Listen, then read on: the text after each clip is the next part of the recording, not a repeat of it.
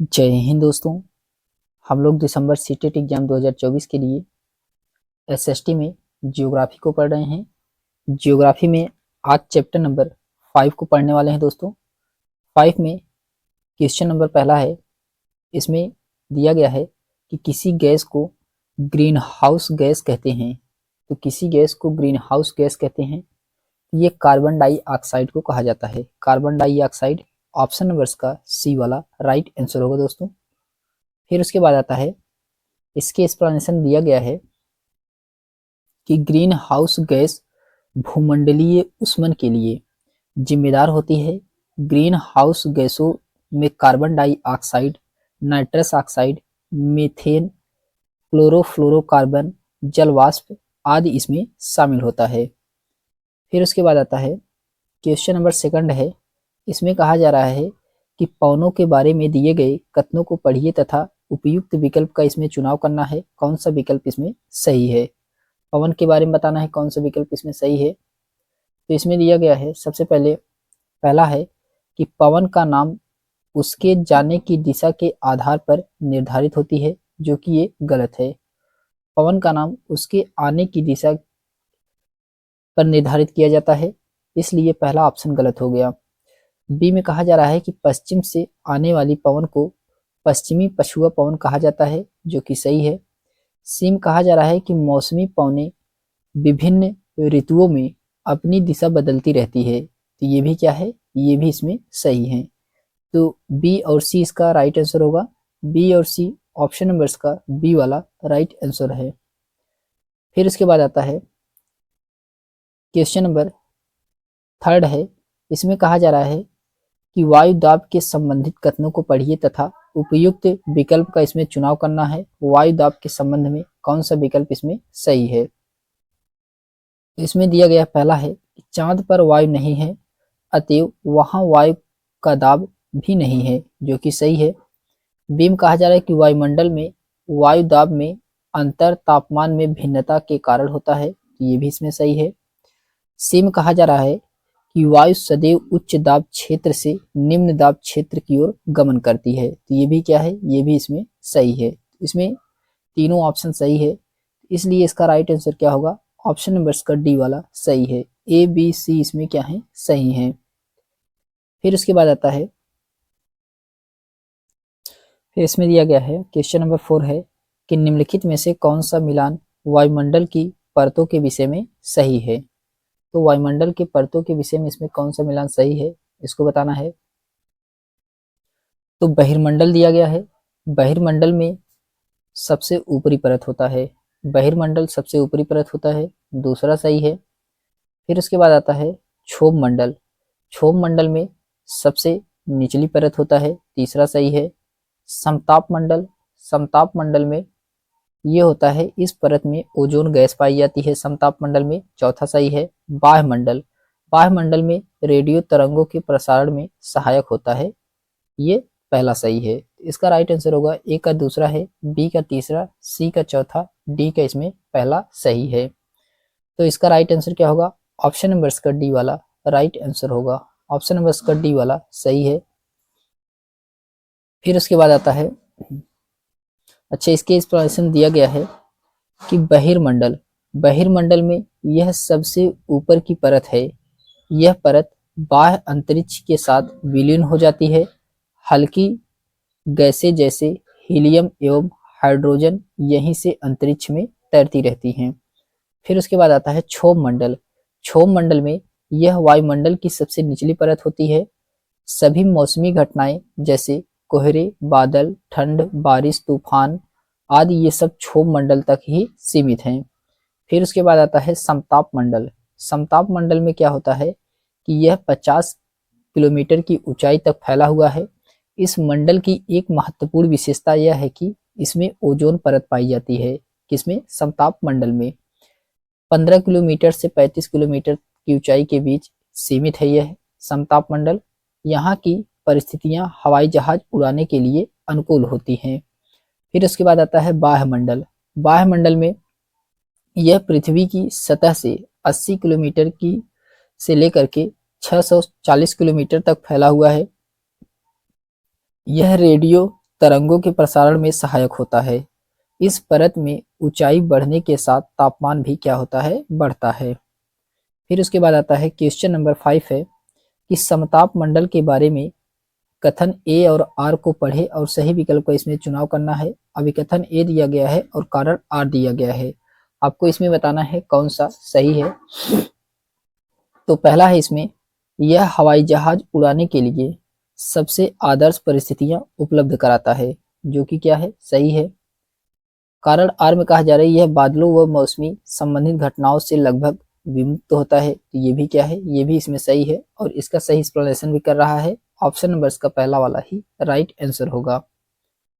फिर इसकी एक्सप्लेनेशन दिया गया है कि क्षोभ मंडल के ऊपरी परत का भाग को समताप मंडल कहा जाता है। यह 50 किलोमीटर की ऊंचाई तक फैला हुआ है। इस परत में बादल एवं मौसम संबंधित घटनाओं से लगभग मुक्त होता है। इसके फलस्वरूप यहाँ की परिस्थितियां हवाई जहाज उड़ाने के लिए अनुकूल हैं। फिर उसके बाद इसमें दिया गया है क्वेश्चन नंबर 6 है कि यहीं से विकल्प चुने और मानसून पौने हैं, तो मानसून पौने कौन है, मौसमी पौने को मानसून पौने कहा जाता है। ऑप्शन नंबर इसका बी वाला राइट आंसर होगा। इसके एक्सप्लेनेशन दिया गया है कि मानसून या पावस मूलतः हिंद महासागर एवं अरब सागर की ओर से भारत के दक्षिण पश्चिम तट पर आने वाली हवाओं को कहते हैं, जो भारत, पाकिस्तान, बांग्लादेश आदि में भारी वर्षा कराती है। ये ऐसी मौसमी पवनें होती हैं जो दक्षिण एशिया में क्षेत्र में जून से सितंबर तक प्रायः 4 माह सक्रिय रहती हैं।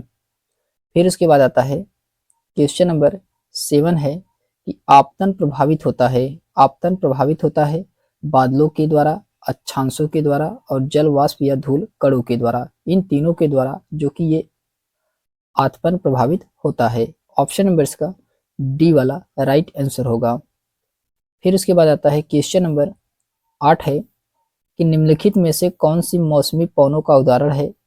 तो भारत में मानसूनी पवने जो कि ये मौसमी पवनों का उदाहरण है। ऑप्शन नंबर इसका पहला वाला राइट आंसर होगा। फिर उसके बाद आता है क्वेश्चन नंबर 9 है कि समताप मंडल के बारे में निम्नलिखित कथनों पर विचार कीजिए और इसमें बताना है कौन सा सही है समताप मंडल के बारे में। तो इसमें दिया गया है, पहला है कि यह परत बादलों से लगभग मुक्त होता है, जो कि सही है। इसमें ओजोन गैस की परत होती है, ये भी सही है। ये 50 किलोमीटर की ऊंचाई तक विस्तारित होता है, ये भी सही है। तो ऑप्शन नंबर इसका डी वाला राइट आंसर होगा। इसमें क्या है, ये तीनों इसमें सही हैं। फिर उसके बाद आता है क्वेश्चन नंबर 10 है कि वायुमंडल की निम्नलिखित परतों में से कौन सी परत हवाई जहाज उड़ाने के लिए सबसे आदर्श है। यह समताप मंडल, समताप मंडल ऑप्शन नंबर इसका डी वाला राइट आंसर होगा। फिर उसके बाद आता है क्वेश्चन नंबर 11 है कि बैरोमीटर का प्रयोग होता है तो वायुमंडलीय दाब को मापने के लिए। ऑप्शन नंबर इसका सी वाला राइट आंसर होगा। बैरोमीटर का प्रयोग वायुमंडलीय दाब को मापने के लिए किया जाता है। फिर उसके बाद आता है क्वेश्चन नंबर 12 है कि लौटते मानसून के समय आर्द्र पवनें बहती हैं, तो ये स्थल से समुद्र की ओर, स्थल से समुद्र की ओर। ऑप्शन नंबर इसका बी वाला राइट आंसर होगा। लौटते मानसून के समय आर्द्र पवनें स्थल से समुद्र की ओर बहती हैं, इसे स्थलीय समीर के नाम से भी जाना जाता है। यह मुख्यतः रात के समय चलती हैं। फिर क्वेश्चन नंबर 13 है कि पवन क्रियाएं छत्रक सैल बनाती हैं, जो प्रायः किसमें पाई जाती हैं, तो ये रेगिस्तानों में पाई जाती हैं। ऑप्शन नंबर इसका ए वाला राइट आंसर होगा। पवन सक्रियाएं अपर्दन के कारण रेगिस्तान क्षेत्रों में छत्रक सैल का निर्माण करती हैं। यह छाता के आकार का कठोर सैल होता है। फिर उसके बाद आता है क्वेश्चन नंबर 14 है कि दिए गए लक्षणों ए और बी के आधार पर वायुमंडलीय परत की पहचान करें। तो इसमें क्या है, तो इसमें दिया गया है अंतरिक्ष से प्रवेश करने वाली उल्का पिंड इस में परत में आने पर जल जाती हैं, ये जो कि मध्यमंडल के बारे में कहा जा रहा है। इस परत में बढ़ती ऊंचाई के साथ तापमान घटता है, ये भी मध्यमंडल का उदाहरण है। ऑप्शन नंबर इसका पहला वाला ही राइट आंसर होगा, मध्यमंडल। क्वेश्चन नंबर 15 है कि स्थानीय पवनों के संबंध में कथन ए और कथन बी पर विचार करना है और इसमें बताना है कौन सा सही है। तो इसमें दिया गया है, सबसे पहले ये पवनें वर्ष भर लगातार निश्चित दिशा में चलती रहती हैं, जो कि ये क्या है, सही है, पहला वाला इसका सही है। बीम कहा जा रहा है पश्चिमी एवं पूर्वी पौने इसके उदाहरण है, तो ये भी सही है, इसमें दोनों सही है, ऑप्शन नंबर इसका बी वाला राइट आंसर होगा। फिर उसके बाद आता है क्वेश्चन नंबर 16 है कि अंतरिक्ष से प्रवेश करने वाले उल्का पिंड वायुमंडल के किस परत में आने पर जल जाते हैं, तो ये मध्यमंडल में, मध्यमंडल में, ऑप्शन नंबर इसका डी वाला राइट आंसर होगा दोस्तों। फिर उसके बाद आता है क्वेश्चन नंबर 17 है कि प्रतिशत के अनुसार पृथ्वी के वायुमंडल में कौन सा प्रमुख संगठक है, तो यह नाइट्रोजन है, नाइट्रोजन, ऑप्शन नंबर इसका बी वाला राइट आंसर होगा। फिर उसके बाद आता है क्वेश्चन नंबर 18 है कि पृथ्वी की सतह से शुरू कर मध्यमंडल की परतों के सही क्रम का चयन कीजिए। इसमें मध्यमंडल की परतों का सही क्रम बताना है, कौन सा इसमें सही क्रम है। तो सबसे पहले क्षोभ मंडल आएगा, फिर उसके बाद समताप मंडल आएगा, फिर उसके बाद मध्यमंडल आएगा, फिर उसके बाद वायुमंडल आएगा और लास्ट में बहिर्मंडल आता है। तो ऑप्शन नंबर इसका ए वाला यही इसका राइट आंसर होगा दोस्तों। फिर उसके बाद आता है क्वेश्चन नंबर 19 है कि वात दीर्घदर्शी का प्रयोग क्या मापने के लिए किया जाता है, तो ये वायु की दिशा, वायु की दिशा, ऑप्शन नंबर इसका सी वाला सही है। फिर उसके बाद आता है क्वेश्चन नंबर 20 है कि वायुमंडल की निम्नलिखित में से कौन सी परत रेडियो तरंगों के संचरण में मदद करती है, ये कौन सी तरंग मदद करती है, ये वायुमंडल, वायुमंडल, ऑप्शन नंबर इसका सी वाला राइट आंसर होगा। फिर उसके बाद इसमें दिया गया है क्वेश्चन नंबर 21 है कि निम्नलिखित का मिलान कीजिए और सही उत्तर का इसमें चयन करना है, कौन सा उत्तर इसमें सही है। वायुमंडल की परतें और विशेषताएं दी गई है, तो आपको इसमें सही मिलान कराना है, कौन सा सही है। तो इसमें सबसे पहले दिया गया है क्षोभ मंडल। क्षोभ मंडल में क्या होता है, तो क्षोभ मंडल में होता है मौसम की लगभग सभी घटनाएं इसी परत में घटित होती है क्षोभ मंडल में, इसका चौथा सही है। फिर उसके बाद आता है दूसरा है कि समताप मंडल, समताप मंडल में इसमें ओजोन की परत पाई जाती है, तीसरा सही है। मध्य मंडल में क्या होता है, तो मध्य मंडल में होता है अंतरिक्ष से प्रवेश करने वाले उल्का पिंड इसी परत में आने पर जल जाते हैं, इसका दूसरा सही है। और वायुमंडल में क्या होता है, आयन मंडल इस परत का एक भाग है, तो ये पहला सही है। इसका राइट आंसर क्या होगा, ए का चौथा, पहले का चौथा सही है, दूसरे का तीसरा और तीसरे का दूसरा और चौथे का पहला इसमें सही है। तो इसका राइट आंसर होगा ऑप्शन नंबर का बी वाला, यही इसका राइट आंसर होगा। फिर उसके बाद आता है क्वेश्चन नंबर 22 है कि निम्नलिखित में से कौन अस्थाई पौने नहीं है, तो आपको बताना है इसमें से कौन सा अस्थाई पवन नहीं है। ये मानसूनी पवने, ये जो कि अस्थाई पवन नहीं है, ऑप्शन नंबर इसका सी वाला राइट आंसर होगा। इसके एक्सप्लेनेशन दिया गया है कि मानसूनी पवने अस्थाई पवने नहीं होती हैं, यह मानसून के अनुसार चलने वाली पवन होती है। व्यापारिक पवने, पश्चिमी पवने और पूर्वी पवने ये अस्थाई पवन होती हैं, ये वर्ष भर लगातार निश्चित दिशा में चलती रहती हैं। फिर क्वेश्चन नंबर 23 है कि पृथ्वी की सतह से आरंभ होते हुए वायुमंडल की परतों का सही क्रम कौन सा है। इसमें सही क्रम है, सबसे पहले क्षोभ मंडल आएगा, फिर उसके बाद समताप मंडल आएगा, फिर उसके बाद मध्यमंडल और लास्ट में वायुमंडल आता है। ऑप्शन नंबर इसका बी वाला राइट आंसर होगा।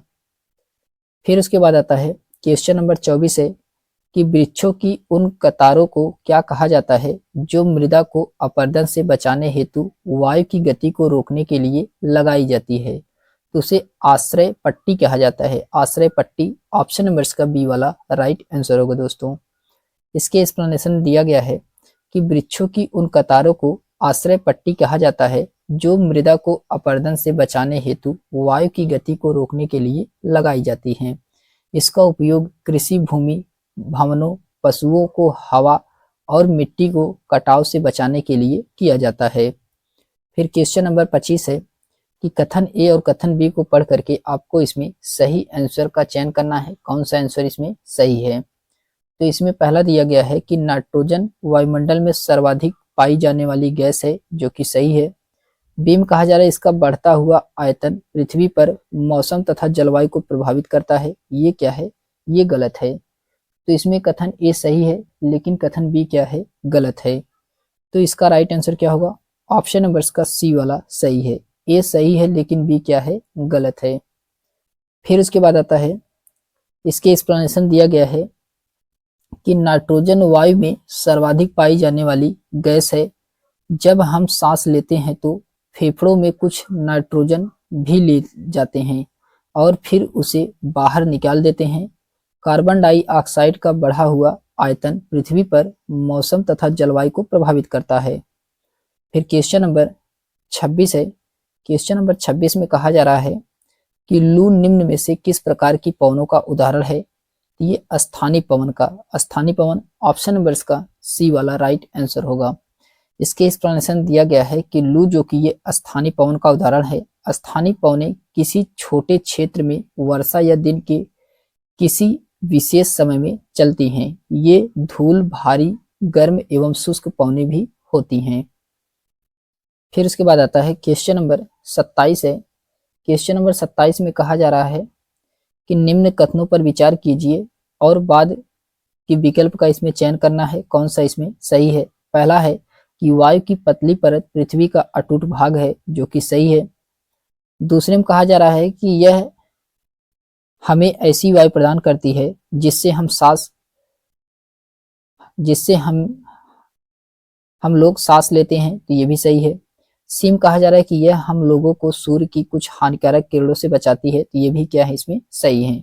इसमें तीनों सही हैं। ऑप्शन नंबर इसका डी वाला राइट आंसर होगा। ए बी सी इसमें तीनों सही हैं। फिर उसके बाद आता है क्वेश्चन नंबर 28 है कि निम्नलिखित कथनों ए और आर को पढ़िए।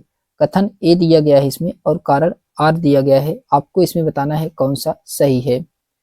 तो पहला है इसमें कम तापमान वाले क्षेत्र में वायु ठंडी होती है, जो कि सही है। ठंडे क्षेत्र में वायु भारी होती है, तो ये भी क्या है, सही है। और इसका सही एक्सप्लेनेशन भी कर रहा है। ऑप्शन नंबर इसका पहला वाला राइट आंसर होगा दोस्तों। फिर उसके बाद आता है क्वेश्चन नंबर 29 है। क्वेश्चन नंबर 29 में कहा जा रहा है कि वायु दाब के बारे में दिए गए कथनों को पढ़िए तथा इसमें उपयुक्त विकल्प का चुनाव करना है, कौन सा इसमें सही है। तो इसमें पहला दिया गया है कि वायु हमारे शरीर पर उच्च दाब के साथ बल लगाती है किंतु हम इसका अनुभव नहीं करते हैं, जो कि सही है। वायु का दाब हमारे ऊपर सभी दिशाओं से लगता है और हमारा शरीर विपरीत बल लगाता है, ये भी इसमें क्या है, ये भी इसमें सही है। दोनों इसमें सही है और दोनों इसका सही एक्सप्लेनेशन भी कर रहा है। तो इसका राइट आंसर क्या होगा, इसका राइट आंसर होगा दोस्तों ऑप्शन नंबर का पहला वाला राइट आंसर होगा। ऑप्शन नंबर का ए वाला सही है। फिर उसके बाद आता है क्वेश्चन नंबर 30 है कि पवनों के बारे में दिए गए कथनों को पढ़िए तथा सही विकल्प का इसमें चयन करना है, कौन सा इसमें सही है। तो पहला इसमें दिया गया है कि मौसमी पवनों का उदाहरण है। तो ऑप्शन नंबर इसका ए वाला राइट आंसर होगा। जो मानसूनी पवनें हैं वह मौसमी पवनों का उदाहरण है। बी में कहा जा रहा है कि मौसमी पवनें वर्ष भर लगातार निश्चित दिशा में चलती रहती हैं, ये क्या है इसमें, ये वाला गलत है। फिर उसके बाद सी में कहा जाए स्थल व समुद्र समीर अस्थायी पवनों के उदाहरण है, तो ये भी क्या है इसमें, ये भी गलत है। ऑप्शन नंबर इसका पहला वाला राइट आंसर होगा, केवल इसमें ए सही है। फिर उसके बाद आता है, इसके एक्सप्लेनेशन दिया गया है कि पवनें 3 प्रकार की होती हैं, प्रचलित पवन, मौसमी पवन और स्थानीय पवन। मौसमी पवन वह पवन है जिसकी प्रवाहित होने की दिशा समय या मौसम के अनुसार परिवर्तित होता है। स्थल पवन, समुद्री व मानसूनी पवनें मौसमी पवनों का उदाहरण है। फिर उसके बाद आता है क्वेश्चन नंबर 31 है कि समताप मंडल के बारे में निम्नलिखित में से कौन सा कथन सही है। समताप मंडल के बारे में बताना है इसमें से कौन सा सही है। तो पहला है यह परत बादलों एवं मौसमी संबंधित घटनाओं से लगभग मुक्त होता है, जो कि पहला वाला इसका सही है। बी में कहा जा रहा है इसमें ओजोन परत होती है, ये भी सही है। सी में कहा जा रहा है उल्का पिंड इसी परत में जल जाते हैं, जो कि गलत है। तो इसका राइट आंसर होगा ए और बी इसका क्या है, सही है। ऑप्शन नंबर इसका ए वाला राइट आंसर होगा। फिर उसके बाद आता है क्वेश्चन नंबर 32 है कि कॉलम फर्स्ट को दिए गए मौसम मापकों में और कॉलम सेकंड को मौसम संबंधित घटनाओं से इसमें मिलान कराना है, कौन सा इसमें सही है। तो इसमें कॉलम दिया गया है फर्स्ट और कॉलम सेकंड दिया गया है। तो इसमें दिया गया है, कहा जा रहा है कि थर्मामीटर का प्रयोग वायु का तापमान के लिए किया जाता है। फिर वायु दाब मापी का प्रयोग वायु दाब के लिए किया जाता है। वात दीर्घदर्शी ये जो कि पवन की दिशा के लिए किया जाता है। वर्षा मापी वर्षा की मात्रा के लिए किया जाता है। इसका राइट आंसर क्या होगा? राइट आंसर होगा ए का तीसरा सही है, बी का चौथा, सी का पहला और डी का इसमें दूसरा सही है। तो इसका राइट आंसर होगा डी का दूसरा सही है। ऑप्शन नंबर का सी वाला राइट आंसर होगा। फिर उसके बाद आता है क्वेश्चन नंबर 33 है कि समताप मंडल की परिस्थितियां हवाई जहाज उड़ाने के लिए आदर्श होती है, यही कारण का चयन कीजिए। ये बादलों एवं मौसमी संबंधित घटनाओं से मुक्त होना, ये इसका राइट आंसर होगा। फिर उसके बाद आता है क्वेश्चन नंबर 34 है कि पवन के निक्षेपण को कहा जाता है, ये लोएस कहा जाता है। लोएस ऑप्शन नंबर का ए वाला राइट आंसर होगा, लोएस कहा जाता है। पवन द्वारा उड़ाई गई धूल के निक्षेप से निर्मित जमाव को लोएस कहते हैं। चीन में विशाल लोएस निक्षेप पाए जाते हैं। फिर उसके बाद आता है क्वेश्चन नंबर 35 है कि निम्नलिखित कथनों पर विचार कीजिए तथा वायुमंडल की परत पहचान कीजिए। अभी कथन ए दिया गया है और कथन इसमें बी दिया गया है, तो इसमें बताना है कौन सा सही है। तो इसमें दिया गया है इसमें बढ़ती ऊंचाई के साथ तापमान अत्यधिक तीव्रता से बढ़ता है, जो कि ये है वायुमंडल के बारे में कहा जा रहा है। और आयन मंडल इसी परत का एक भाग है, ये भी वायुमंडल है। ऑप्शन नंबर का डी वाला राइट आंसर होगा। इसके एक्सप्लेनेशन दिया गया है कि वायुमंडल में बहती ऊंचाई के साथ तापमान अत्यधिक तीव्रता से बढ़ता है। इस परत की एक महत्वपूर्ण विशेषता है कि वह आयन मंडल का एक भाग है और यह 80 से 400 किलोमीटर तक फैला है। रेडियो संचार के लिए इस परत का उपयोग होता है। वास्तव में पृथ्वी से प्रसारित रेडियो तरंग इसी परत में पुनः पृथ्वी पर परावर्तित कर देती है। क्वेश्चन नंबर 36 है कि उच्च दाब संबंधित है। उच्च दाब ये स्पष्ट एवं स्वच्छ धूप भरे आकाश से। ऑप्शन नंबर का सी वाला राइट आंसर होगा दोस्तों। फिर उसके बाद आता है क्वेश्चन नंबर 37 है कि पवनों के बारे में दिए गए दो कथन ए और बी पर ध्यान दीजिए, इसमें कौन सा कथन सही है। तो इसमें दिया गया है सबसे पहले पवनें उच्च दाब से निम्न दाब की ओर बहती हैं, जो कि पहला वाला इसका क्या है, सही है।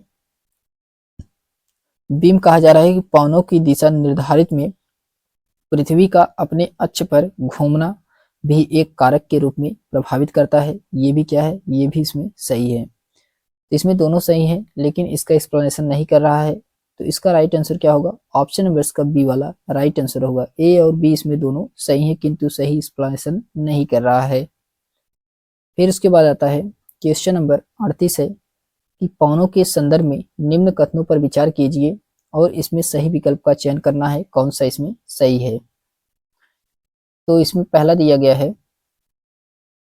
कि भूमध्य रेखीय निम्न दाब पेटी को डोल्ड्रम भी कहा जाता है, जो कि सही है। हर्ष अक्षांश उच्च दाब क्षेत्र है, तो ये भी सही है।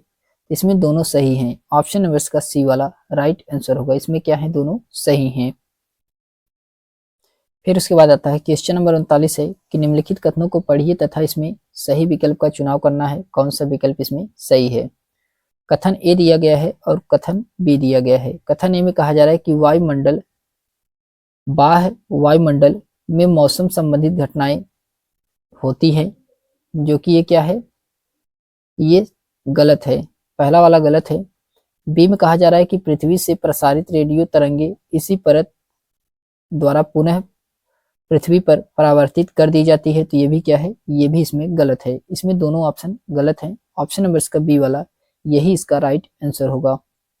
फिर उसके बाद आता है क्वेश्चन नंबर 40 है इसमें कहा जा रहा है कि निम्नलिखित गैसों में से कौन सी वायुमंडल का एक बड़ा भाग बनाती हैं।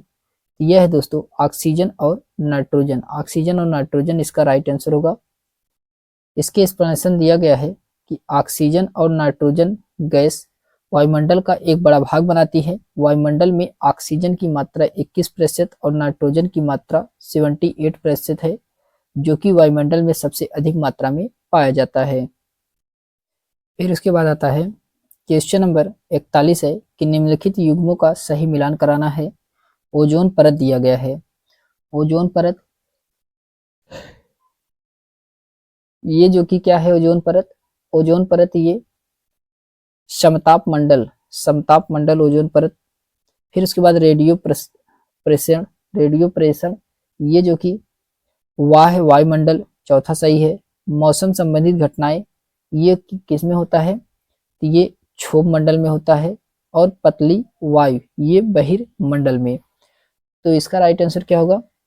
ए का इसमें तीसरा सही है, बी का चौथा, सी का पहला है और डी का इसमें दूसरा सही है। तो इसका राइट आंसर होगा ऑप्शन नंबर का डी वाला राइट आंसर होगा।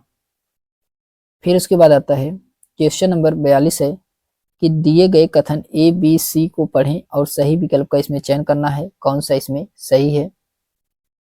तो इसमें कहा जा रहा है पहला है कि वायुमंडल हमें सांस लेने के लिए वायु प्रदान करता है, जो कि सही है।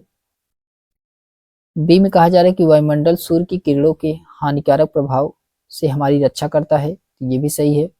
सी में कहा जा रहा है वायुमंडल 4 परतों में विभाजित है लेकिन पृथ्वी की सतह से आरंभ होती है, ये क्या है? ये गलत है। इसमें इसमें ए और बी सही है जबकि सी क्या है? गलत है। ऑप्शन नंबर का ए वाला राइट आंसर हो, केवल ए और बी इसमें क्या है? सही है। फिर उसके बाद आता है क्वेश्चन नंबर 43 है कि निम्नलिखित कथनों पर विचार करें, कौन सा कथन इसमें पवन का वर्णन करता है।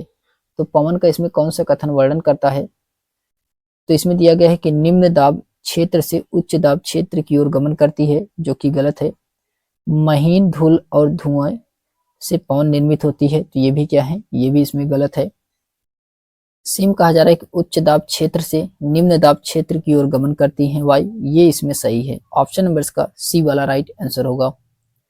इसके एक्सप्लेनेशन दिया गया है कि पवन सदैव उच्च दाब क्षेत्र से निम्न वायु दाब क्षेत्र की ओर गति करती है। क्षैतिज रूप में गतिशील हवा को पवन कहते हैं। फिर उसके बाद आता है क्वेश्चन नंबर 44 है कि दी गई ए और बी विशेषताओं के आधार पर वायुमंडल की परत की पहचान कीजिए। इसमें पहला क्या दिया गया है कि इसमें ओजोन गैस की परत होती है, ये जो कि समताप मंडल में। यह बादल एवं मौसम संबंधित घटनाओं से लगभग मुक्त होती है, ये भी समताप मंडल में। ऑप्शन नंबर इसका बी वाला यही इसका राइट आंसर होगा। फिर उसके बाद आता है क्वेश्चन नंबर 45 है कि निम्नलिखित कथनों ए और बी पर विचार कीजिए तथा सही विकल्प को इसमें चुनाव करना है। कौन सा विकल्प इसमें सही है? तो इसमें दिया गया है पहला है कि समान समुद्र तल पर वायुदाब वायु ताप के अनुसार बदलता है, जो कि ये क्या है? ये सही है। बी में कहा जा रहा है कि उच्च ताप वाले क्षेत्र निम्न क्षेत्रों का निर्माण करते हैं, तो ये भी इसमें सही है। दोनों सही है। ऑप्शन नंबर का ए वाला राइट आंसर होगा। फिर उसके बाद आता है क्वेश्चन नंबर 46 है कि निम्न कथनों पर विचार कीजिए तथा विकल्प सही विकल्प का इसमें चुनाव करना है। कौन सा विकल्प इसमें सही है? पहले में कहा जा रहा है कि पृथ्वी द्वारा प्राप्त सौर विकिरण से पृथ्वी की सतह गर्म हो जाती है, जो कि सही है। बी में कहा जा रहा है पृथ्वी स्वयं गर्म होने के बाद एक विकिरण पिंड बन जाती है, ये भी सही है। सी में कहा जा रहा है कि नाइट्रोजन पृथ्वी द्वारा विकिरित ऊष्मा को रोक लेती है तथा पृथ्वी के तापमान के बारे में बनाए रखने के लिए सहायता करती है, ये क्या है? ये गलत है। इसमें ए और बी सही है, सी इसमें क्या है? गलत है। तो ऑप्शन नंबर इसका ए वाला राइट आंसर होगा। केवल इसमें ए और बी क्या है? सही है। फिर उसके बाद आता है क्वेश्चन नंबर 47 है कि जब कपड़े सूखने में काफी टाइम लगते हैं तो हमारे शरीर का पसीना आसानी से नहीं सूखता है। निम्न में से किसकी सहायता से बेहतर समझाया जा सकता है? ये आर्द्रता की सहायता से बेहतर समझाया जाता है। इसके एक्सप्लेनेशन दिया गया है कि जब कपड़े सूखने में काफी समय लेता है और हमारे शरीर का पसीना आसानी से नहीं सूखता है। आर्द्रता की पहचान से इससे बेहतर समझाया जा सकता है, क्योंकि आर्द्रता पृथ्वी से वाष्पीकरण के रूप में द्वारा वायुमंडल में पहुंच जाती है और वायुमंडल में भी विद्यमान अदृश्य जलवाष्प की मात्रा आर्द्रता कहलाती है। फिर उसके बाद आता है क्वेश्चन नंबर 48 है कि निम्नलिखित कथनों पर विचार कीजिए और इसमें सही विकल्प का इसमें चयन करना है। कौन सा विकल्प इसमें सही है क्वेश्चन नंबर 48 में? तो पहला इसमें कहा जा रहा है कि यदि वायुमंडल में वायु व वायुदाब उपस्थित न हो तो मनुष्य जीवित नहीं रह सकता है, जो कि सही है। बी में कहा जा रहा है कि वायु हमारे शरीर पर उच्च दाब के साथ बल लगाती है, उसी तरह हमारा शरीर भी विपरीत बल लगाता है। तो ये भी क्या है, ये भी इसमें सही है। दोनों सही है और सही एक्सप्लेनेशन कर रहा है। ऑप्शन नंबर इसका ए वाला राइट आंसर होगा। फिर उसके बाद आता है क्वेश्चन नंबर 49 है कि दिए गए कथनों के आधार पर वायुमंडल की परत को पहचाने। तो इसमें दिया गया है, पहला है कि यह परत बादलों एवं मौसमी संबंधित घटनाओं से लगभग मुक्त होती है, जो कि ये समताप मंडल के बारे में कहा जाता है। फिर इसमें ओजोन गैस की परत होती है, तो ये भी समताप मंडल में। तो ऑप्शन नंबर इसका डी वाला राइट आंसर होगा। फिर उसके बाद आता है क्वेश्चन नंबर 50 है कि वायु दाब के संबंध में निम्न कथनों को कौन सा कथन सही है इसमें? तो इसमें ऊंचाई पर जाने पर वायु दाब घटता है। ऑप्शन नंबर इसका बी वाला राइट आंसर होगा। फिर उसके बाद आता है, इसके एक्सप्लेनेशन दिया गया है कि वायु का एक स्तंभ जो पृथ्वी पर अपना भार डालता है उसे वायुदाब या वायुमंडलीय दाब कहते हैं। इसे बैरोमीटर या वायु दाब मापी यंत्र कहा जाता है। इससे मापा जाता है। वायुमंडलीय दाब का वितरण प्रत्येक जगह विभिन्न विभिन्न है। यह क्षैतिज एवं ऊर्ध्वाधर दोनों प्रकार का होता है। वायुदाब ऊंचाई बढ़ने के साथ साथ कम हो जाता है, लेकिन एक ही दर से कम नहीं होता है। वायुदाब वायु के तापमान, उसमें उपस्थित जलवाष्प की मात्रा और गुरुत्वाकर्षण बल पर निर्भर करता है। फिर क्वेश्चन नंबर 51 है कि निम्नलिखित कथनों के आधार पर सही विकल्प को इसमें पहचान करना है। कथन ए दिया गया है और कारण आर दिया गया है। इसमें आपको सही विकल्प का पहचान करना है, कौन सा इसमें सही है। तो इसमें पहला कहा जा रहा है कि आपतन की मात्रा भूमध्य रेखा से ध्रुवों की ओर घटती है, जो कि सही है। कारण आर में कहा जा रहा है कि पृथ्वी का अक्ष सूर्य के चारों ओर परिक्रमण की समतल कक्षा से 66.5 अंश का कोण बनाता है, जो विभिन्न अक्षांशों पर प्राप्त होने वाले आपतन की मात्रा को बहुत प्रभावित करता है। तो ये भी क्या है, ये भी इसमें सही है और इसका सही एक्सप्लेनेशन भी कर रहा है। तो ऑप्शन नंबर इसका पहला वाला ही राइट आंसर होगा। ए आर इसमें दोनों सही है, आर ए का सही व्याख्या करता है। फिर उसके बाद आता है क्वेश्चन नंबर 52 है कि स्थल समीर, समुद्रीय समीर और लू कौन सी पवने हैं? तो ये स्थानीय पवने हैं। ऑप्शन नंबर इसका सी वाला राइट आंसर होगा, स्थानीय पवन। फिर उसके बाद आता है क्वेश्चन नंबर 53 है कि वायुदाब के विषय में दिए गए कथन पढ़ें और सही विकल्प का चुनाव करना है, कौन सा इसमें सही है। तो इसमें पहला दिया गया है कि वायुदाब बादलों के भार से पृथ्वी की सतह पर बना पड़ा दबाव है, जो कि ये क्या है, पहला वाला गलत है। बी में कहा जा रहा है कि निम्न दाब आसमान में बादल उपस्थित और मौसम संबंधित होती है, जो कि ये सही है। ए इसमें गलत है, बी इसमें क्या है, सही है। ऑप्शन नंबर इसका बी वाला राइट आंसर होगा। ए सत्य है और बी असत्य, ए असत्य है, बी और सत्य है। फिर उसके बाद आता है क्वेश्चन नंबर 54 है। इसमें कहा जा रहा है कि दिए गए लक्षणों ए और बी के आधार पर वायुमंडल की परत को पहचानिए, कौन सा इसमें है। तो पहला दिया गया है कि इस परत में बढ़ती ऊंचाई के साथ तापमान अत्यधिक तीव्रता से बढ़ता है, जो कि ये क्या है, ये बाह्य मंडल के बारे में कहा जा रहा है। यह परत रेडियो संचार में मदद करती है, तो ये भी बाह्य मंडल के बारे में कहा जा रहा है। ऑप्शन नंबर इसका सी वाला राइट आंसर होगा। फिर उसके बाद आता है क्वेश्चन नंबर 55 है कि वायुदाब के संदर्भ में नीचे दिए गए कथनों में से कौन सा इसमें सही है। तो इसमें बताना है कौन सा कथन सही है। तो इसमें पहला दिया गया है, इसमें बताना है कौन सा कथन सही है। इसमें सही कथन का चयन करना है। तो निम्न दाब बादल युक्त आकाश एवं नम मौसम के साथ जुड़ा है और उच्च दाब स्पष्ट एवं स्वच्छ आकाश से जुड़ा है। ये ऑप्शन नंबर इसका डी वाला, यही इसका राइट आंसर होगा।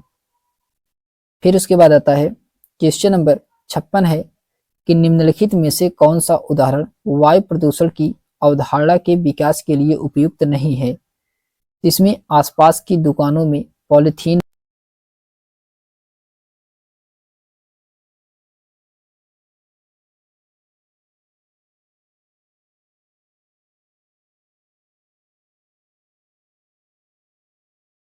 फिर इसके बाद आता है दोस्तों चैप्टर नंबर 6 है जल। जल से हम लोग देखते हैं क्वेश्चन। इसमें पहला क्वेश्चन दिया गया है कि भारत के ठंडे रेगिस्तान से होकर कौन सी नदी बहती है। ये सिंधु नदी बहती है। सिंधु नदी ये जो कि भारत के ठंडे रेगिस्तान से होकर के बहती है। इसके एक्सप्लेनेशन दिया गया है कि भारत के ठंडे रेगिस्तान जिसके हम लोग लद्दाख के नाम से भी जानते हैं, यहाँ से सिंधु नदी बहती है। फिर उसके बाद आता है क्वेश्चन नंबर 2 है कि निम्नलिखित में से कौन से वर्षण के प्रकार हैं। तो वर्षण के प्रकार इसमें कौन से हैं। बाढ़ ये जो कि गलत है, हिम ये सही है, ओला ये भी सही है, सही वृष्टि ये भी सही है। इसमें बी सी डी सही है। ऑप्शन नंबर का डी वाला राइट आंसर होगा। फिर उसके बाद आता है क्वेश्चन नंबर 3 है कि लिब्राडोर धारा एक है, तो यह शीत जल धारा है। शीत जल धारा है लिब्राडोर की। ऑप्शन नंबर इसका पहला वाला राइट आंसर होगा। लिब्राडोर की धारा आंध्र महासागर में बहने वाली शीत यानी कि ठंडी जल धारा है। फिर उसके बाद आता है क्वेश्चन नंबर 4 है कि उच्च ज्वार के बारे में दिए गए निम्न कथन को पढ़िए तथा पहचान कीजिए कौन सा इसमें सही है। तो इसमें पहला दिया गया है कि उच्च ज्वार नौसंचालन में सहायक होती है, जो कि सही है। बी में कहा जा रहा है कि उच्च ज्वार मछली पकड़ने में सहायक होती है, तो ये भी क्या है, ये भी इसमें सही है। दोनों इसमें सही है। ऑप्शन नंबर इसका ए वाला राइट आंसर होगा। ए और बी इसमें दोनों क्या हैं, सही हैं। फिर उसके बाद आता है इसके एक्सप्लेनेशन दिया गया दोस्तों कि अमावस्या और पूर्णिमा के दिन सूर्य, चंद्रमा और पृथ्वी तीनों एक सीधी रेखा में होते हैं, जिसके प्रभाव के कारण ज्वार की ऊंचाई सामान्य ऊंचाई से 20% अधिक होती है। इसे बृहद या उच्च ज्वार कहते हैं। यह नौसंचालन में सहायक होती है। उच्च ज्वार मछली पकड़ने में भी सहायक होती है। फिर उसके बाद आता है क्वेश्चन नंबर 5 है कि नदी का मुहाना क्या होता है। नदी का मुहाना क्या होता है। तो वह स्थान जहां कोई नदी किसी अन्य जल राशि से मिलती है उसे क्या कहते हैं, नदी का मुहाना कहा जाता है। ऑप्शन नंबर का सी वाला राइट आंसर होगा। फिर उसके बाद आता है क्वेश्चन नंबर 6 है। इसमें कहा जा रहा है कि निम्न युग्मों को मिलान कराना है, कौन सा इसमें युग्म, कितने युग्म इसमें सही है। तो इसमें दिया गया है, पहला है इसमें मिसिसिपी। मिसिसिपी ये जो कि उत्तरी अमेरिका में है, सही है। मिसिसिपी ये कहाँ पे है, ये उत्तरी अमेरिका में है, सही है। अमेजन, अमेजन नदी ये दक्षिणी अमेरिका में है, दक्षिणी अमेरिका में है अमेजन नदी, ये भी सही है। ऑरेंज, ऑरेंज कहाँ पे है, तो ऑरेंज ये दक्षिण अफ्रीका में है, यहाँ पे एशिया दिया गया है, इसलिए ये वाला गलत है। डार्लिंग ऑस्ट्रेलिया में है, ये भी इसमें सही है। इसमें केवल 3 युग्म सही हैं, तो 3 युग्म सही हैं। ऑप्शन नंबर इसका डी वाला राइट आंसर होगा। केवल कितने, 3 युग्म इसमें सही हैं। फिर उसके बाद आता है क्वेश्चन नंबर 7 है कि अमेजन की बेसिन के संबंध में निम्न कथनों में से कौन सा कथन सही है। तो अमेजन के संबंध बताना है कौन सा कथन सही है। तो इसमें दिया गया है कि अमेजन जो कि बेसिन भूमध्य रेखीय प्रदेश में आता है। ऑप्शन नंबर इसका सी वाला राइट आंसर होगा। फिर इसके बाद आता है इसके एक्सप्लेनेशन दिया गया है कि अमेजन बेसिन जो कि भूमध्य रेखीय प्रदेश के अंतर्गत आता है, अमेजन नदी ब्राजील, कोलंबिया एवं पेरू देश में बहती हैं, न कि बोलिविया। अमेजन नदी डेल्टा का निर्माण नहीं करती हैं। फिर क्वेश्चन नंबर 8 है कि निम्नलिखित में से कौन सी एक आकृति नदी के निक्षेपण का कार्य परिणाम है। तो यह है दोस्तों बाढ़कृत मैदान। बाढ़कृत मैदान ऑप्शन नंबर का बी वाला राइट आंसर होगा।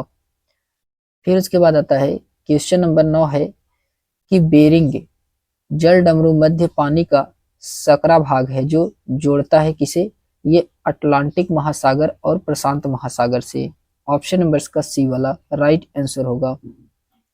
इसके एक्सप्लेनेशन दिया गया है कि बेरिंग जल डमरू मध्य प्रशांत महासागर तथा चुस्की सागर यानी कि अटलांटिक महासागर को जोड़ता है। यह एशिया एवं उत्तरी अमेरिका द्वीप की जल संधि है। फिर उसके बाद आता है क्वेश्चन नंबर 10 है कि निम्नलिखित में से कौन सा एक केवल तटीय क्षेत्र में अत्यधिक विनाश कर सकता है। यह है सुनामी। सुनामी ऑप्शन नंबर इसका पहला वाला राइट आंसर होगा। सुनामी इसका राइट आंसर होगा। इसके एक्सप्लेनेशन दिया गया है कि सुनामी से तटीय क्षेत्र में अत्यधिक विनाश होता है। सुनामी जापानी भाषा का शब्द है जिसका शब्द है अर्थ है तट पर आती हुई या आने वाली लहरें। सुनामी का निर्माण समुद्र के तल में उत्पन्न भूकंप से होता है। परिणाम स्वरूप जल की लहरें तट की तरफ आती है। जैसे जैसे समुद्र की गहराई कम होती जाती है वैसे वैसे जल का वेग तथा लहरों की ऊंचाई आकस्मिक रूप से अत्यधिक तेज हो जाती है जिसके कारण अपार जनधन की हानि होती है। फिर उसके बाद आता है क्वेश्चन नंबर 11 है कि कोलकाता बंदरगाह पर किस पर स्थित है। तो यह हुगली नदी पे है। हुगली नदी पे है। ऑप्शन नंबर का सी वाला राइट आंसर होगा। कोलकाता बंदरगाह हुगली नदी के तट पर स्थित है। यह पश्चिम बंगाल में स्थित है। इस बंदरगाह का प्रमुख पोताश्रय खीदीपुर है। समुद्र तट पर स्थित इस पोताश्रय को डायमंड हार्बर के नाम से भी जाना जाता है। फिर उसके बाद आता है क्वेश्चन नंबर 12 है कि लक्षद्वीप समूह में स्थित है। ये अरब सागर में स्थित है। ऑप्शन नंबर का बी वाला राइट आंसर होगा। कहाँ पे, ये अरब सागर में स्थित है। लक्षद्वीप समूह अरब सागर में स्थित है। इसमें द्वीपों की कुल संख्या 36 है। केवल 10 द्वीप ही मानव निवास करते हैं। यह द्वीप समूह मूगा द्वीप का उदाहरण प्रस्तुत करता है। फिर उसके बाद आता है क्वेश्चन नंबर 13 है कि निम्नलिखित में से कौन जहाजों के नौकायान में सहायता करता है। तो ये उच्च ज्वारीय क्षेत्र ऑप्शन नंबर का सी वाला राइट आंसर होगा। फिर उसके बाद आता है क्वेश्चन नंबर 14 है कि विश्व का सबसे बड़ा नदी बेसिन कौन सा है। ये अमेजन नदी बेसिन ऑप्शन नंबर का डी वाला राइट आंसर होगा। विश्व की सबसे बड़ी नदी बेसिन अमेजन नदी बेसिन है। इसका विस्तार दक्षिण अमेरिका के ब्राजील देश में है। इसका अपवाह क्षेत्र 7,50,000 वर्ग किलोमीटर में फैला हुआ है। फिर उसके बाद आता है क्वेश्चन नंबर 15 है कि अटलांटिक महासागर में अनेक पोताश्रय एवं पत्तन क्यों हैं। तो क्यों है इसको बताना है। तो इसमें दिया गया है, पहला इसमें दिया गया है संयुक्त राज्य अमेरिका एवं यूरोप के बीच भारी मात्रा में समुद्री व्यापार होता है जो कि गलत है। अटलांटिक महासागर में मत्स्य उद्योग विकसित है तो ये भी इसमें क्या है, गलत है। फिर उसके बाद आता है अटलांटिक महासागर के तटीय रेखा अधिक तंदुरित है, ये सही है। ऑप्शन नंबर का सी वाला यही इसका राइट आंसर होगा। इसके एक्सप्लेनेशन दिया गया है कि अटलांटिक महासागर की तटीय रेखा अत्यधिक तंदुरित यानी कि कटी फटी है। यह तंदुरित तट रेखा प्राकृतिक पोताश्रय एवं पत्तनों के लिए आदर्श स्थिति है। इस अटलांटिक महासागर में अनेक पोताश्रय एवं पत्तन है। फिर उसके बाद आता है क्वेश्चन नंबर 16 है कि अटलांटिक महासागर के विषय में निम्नलिखित कथनों को पढ़ें। तो इसमें आपको बताना है कौन सा कथन सत्य है। तो पहला है यह अंग्रेजी के एस अक्षर के आकार का है जो कि सही है। बी वाले में है इस तट रेखा सरल रेखीय व निर्बंधन है जो कि ये गलत है। सी में कहा जा रहा है कि व्यापारिक दृष्टि से यह सबसे व्यस्त महासागर है तो ये भी क्या है, सही है। तो इसमें ए और सी सही है। ऑप्शन नंबर का ए वाला राइट आंसर होगा। फिर उसके बाद आता है, इसके एक्सप्लेनेशन दिया गया है कि अटलांटिक महासागर दूसरा सबसे बड़ा महासागर है। इसका क्षेत्रफल संपूर्ण पृथ्वी का लगभग 1/6 भाग है। इसका आकार अंग्रेजी के एस अक्षर के सादृश्य है। यह व्यापारिक दृष्टि से सबसे व्यस्त महासागर है। फिर उसके बाद आता है, क्वेश्चन नंबर 17 है कि उत्तरी अमेरिका का पूर्वी तट व जापान के आसपास समुद्र मत्स्य प्रचुर है, क्यों है? क्योंकि गर्म व ठंडी धाराओं का मिलन है। ऑप्शन नंबर इसका बी वाला राइट आंसर होगा। फिर उसके बाद आता है, क्वेश्चन नंबर 18 है कि निम्नलिखित में से कौन सा उच्च ज्वार के कारण होने वाली लाभ नहीं है? तो इसमें पर्यटकों को लाने के द्वारा यह स्थानीय अर्थव्यवस्था में सहायक होती है। यही इसका राइट आंसर होगा। ऑप्शन नंबर इसका बी वाला सही है। फिर उसके बाद आता है, क्वेश्चन नंबर 19 है कि डॉल्फिन के बारे में ए और बी सी पर विचार कीजिए और सही विकल्प का इसमें चयन करना है। डॉल्फिन के बारे में तो इसमें दिया गया पहला है कि गंगा और ब्रह्मपुत्र नदी के अलवण जल में डॉल्फिन पाई जाती है, जो कि सही है। डॉल्फिन अभ्यारण्य बिहार राज्य में अवस्थित है, ये भी सही है। डॉल्फिन की उपस्थिति से जल की शुद्धता का पता चलता है, तो ये भी इसमें सही है। इसमें तीनों सही है, इसलिए ऑप्शन नंबर का सी वाला राइट आंसर होगा। ए बी सी इसमें तीनों सही हैं। डॉल्फिन जो कि गंगा, ब्रह्मपुत्र, सिंधु, मेघना नदी अपवाह तंत्र जिसमें भारत, नेपाल, बांग्लादेश शामिल हैं, यहाँ पाई जाती हैं। बिहार के भागलपुर जिले में विक्रमशिला गंगेटिक डॉल्फिन अभ्यारण्य स्थित है। फिर उसके बाद आता है, यह स्तनधारी जंतु डॉल्फिन यानी कि गंगा नदी की शुद्धता को भी प्रकट करता है, क्योंकि यह केवल शुद्ध और मीठे पानी में ही जीवित रह सकता है। फिर उसके बाद आता है, क्वेश्चन नंबर 20 है। क्वेश्चन नंबर 20 में कहा जा रहा है कि निम्नलिखित में से कौन सी नदी सुंदरबन डेल्टा का निर्माण करती है? ये गंगा एवं ब्रह्मपुत्र नदी। ऑप्शन नंबर का सी वाला राइट आंसर होगा। गंगा एवं ब्रह्मपुत्र नदी सुंदरबन डेल्टा का निर्माण करती है। यह बड़ी तादाद में सुंदर पेड़ मिलते हैं, जिसके कारण इसका नाम सुंदरबन डेल्टा पड़ा है। गंगा एवं ब्रह्मपुत्र नदी बंगाल की खाड़ी में गिरने से पूर्व एक विशाल डेल्टा का निर्माण करती है। इस डेल्टा का नाम सुंदरबन डेल्टा है। फिर उसके बाद आता है, क्वेश्चन नंबर 21 है कि तैराक मृत सागर में तैर सकते हैं क्योंकि नमक की मात्रा अधिक सागर को सघन बनाती है। ऑप्शन नंबर इसका सी वाला राइट आंसर होगा। फिर उसके बाद आता है, क्वेश्चन नंबर 22 है कि हिमनद के निक्षेपण को कहा जाता है, तो हिमोड कहा जाता है। हिमोड कहा जाता है। ऑप्शन नंबर इसका ए वाला राइट आंसर होगा। हिमनद के निक्षेपण को हिमोड कहते हैं। बड़े बड़े हिमखंडों को हिमनद कहते हैं, जो अपने भार के कारण नीचे खिसकते रहते हैं। हिमनद के पिघलने पर जो निक्षेप बनते हैं उन्हें हिमोड कहते हैं। ये निक्षेप दो प्रकार के होते हैं। प्रथम आकार के निक्षेप होते हैं, जो बर्फ को पिघलने के स्थान पर ही हिमनद द्वारा लाए गए पदार्थों को जमा होने से बनते हैं। दूसरे प्रकार के निक्षेप परतदार होते हैं। फिर उसके बाद आता है लायोस। लायोस पवन द्वारा उड़ाकर लाए गए धूल व मिट्टी के महीन कणों को बृहद जमाव को कहा जाता है, लायोस। फिर उसके बाद आता है, क्वेश्चन नंबर 23 है कि महासागरीय धाराओं के विषय में निम्नलिखित कथनों में से कौन से इसमें सही है? आपको बताना है महासागरीय जल धाराओं के बारे में। तो इसमें पहला दिया गया है, पहला है कि ठंडी धाराएं ध्रुवीय अथवा उच्च अक्षांशों से जल को उष्णकटिबंधीय अथवा निम्न अक्षांशों की ओर ले जाती है, जो कि सही है। बी में कहा जा रहा है कि लेब्राडोर एक गर्म धारा है, तो ये क्या है? गलत है। सी में कहा जा रहा है कि जिस स्थान पर गर्म और ठंडी धाराएं मिलती हैं वह स्थान विश्व का सर्वोत्तम मत्स्य क्षेत्र माना जाता है, तो ये भी क्या है? सही है। ए और सी इसमें सही है, जबकि बी क्या है? गलत है। ऑप्शन नंबर इसका ए वाला राइट आंसर होगा। फिर उसके बाद आता है, क्वेश्चन नंबर 24 है कि जब नदी मैदान में प्रवेश करती हैं तो यह मुड़ जाती हैं और बड़े मोड़ बनकर बहती हैं। क्या कहलाती हैं ये विस्पर कहलाती हैं। विस्पर्स। ऑप्शन नंबर इसका सी वाला राइट आंसर होगा।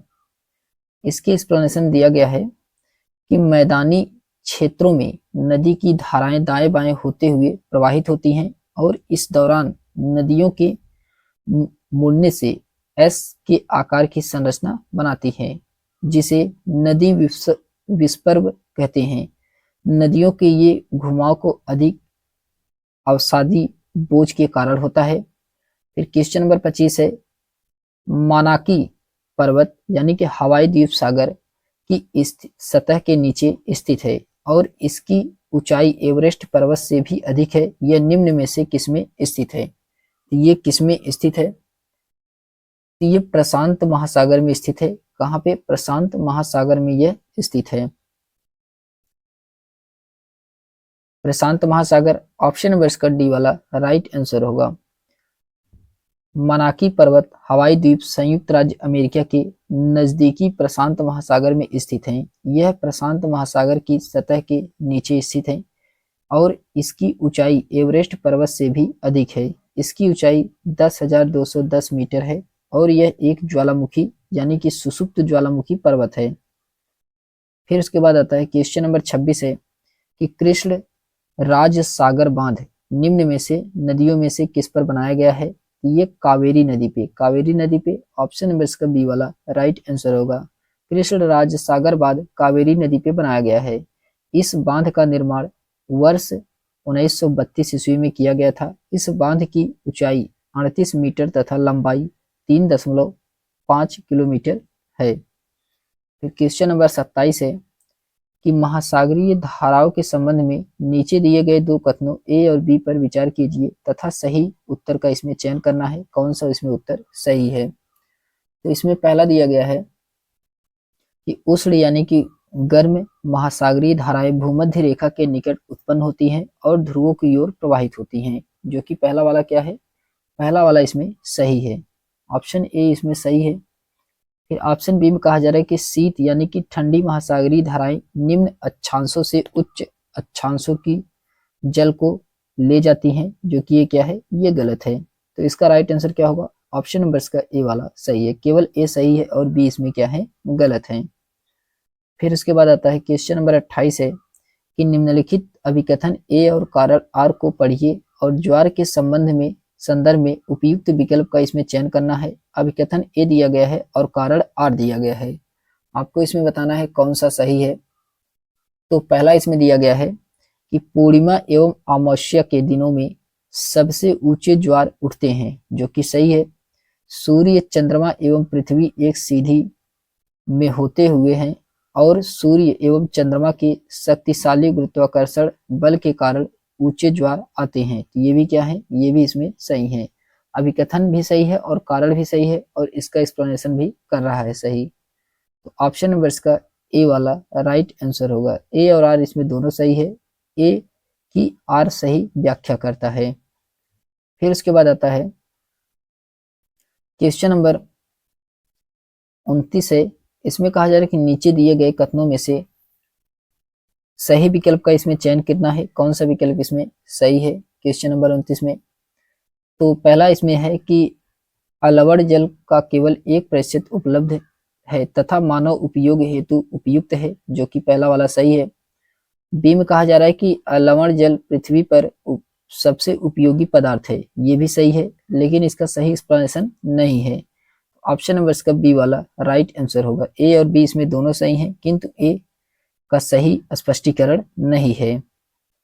फिर उसके बाद आता है क्वेश्चन नंबर 30 है कि निम्नलिखित में से आने वाली सुनामी का पहला संकेतक कौन सा है? तो ये पहला संकेतक तटीय क्षेत्र से जल में कमी आती है। ऑप्शन नंबर इसका बी वाला राइट आंसर होगा।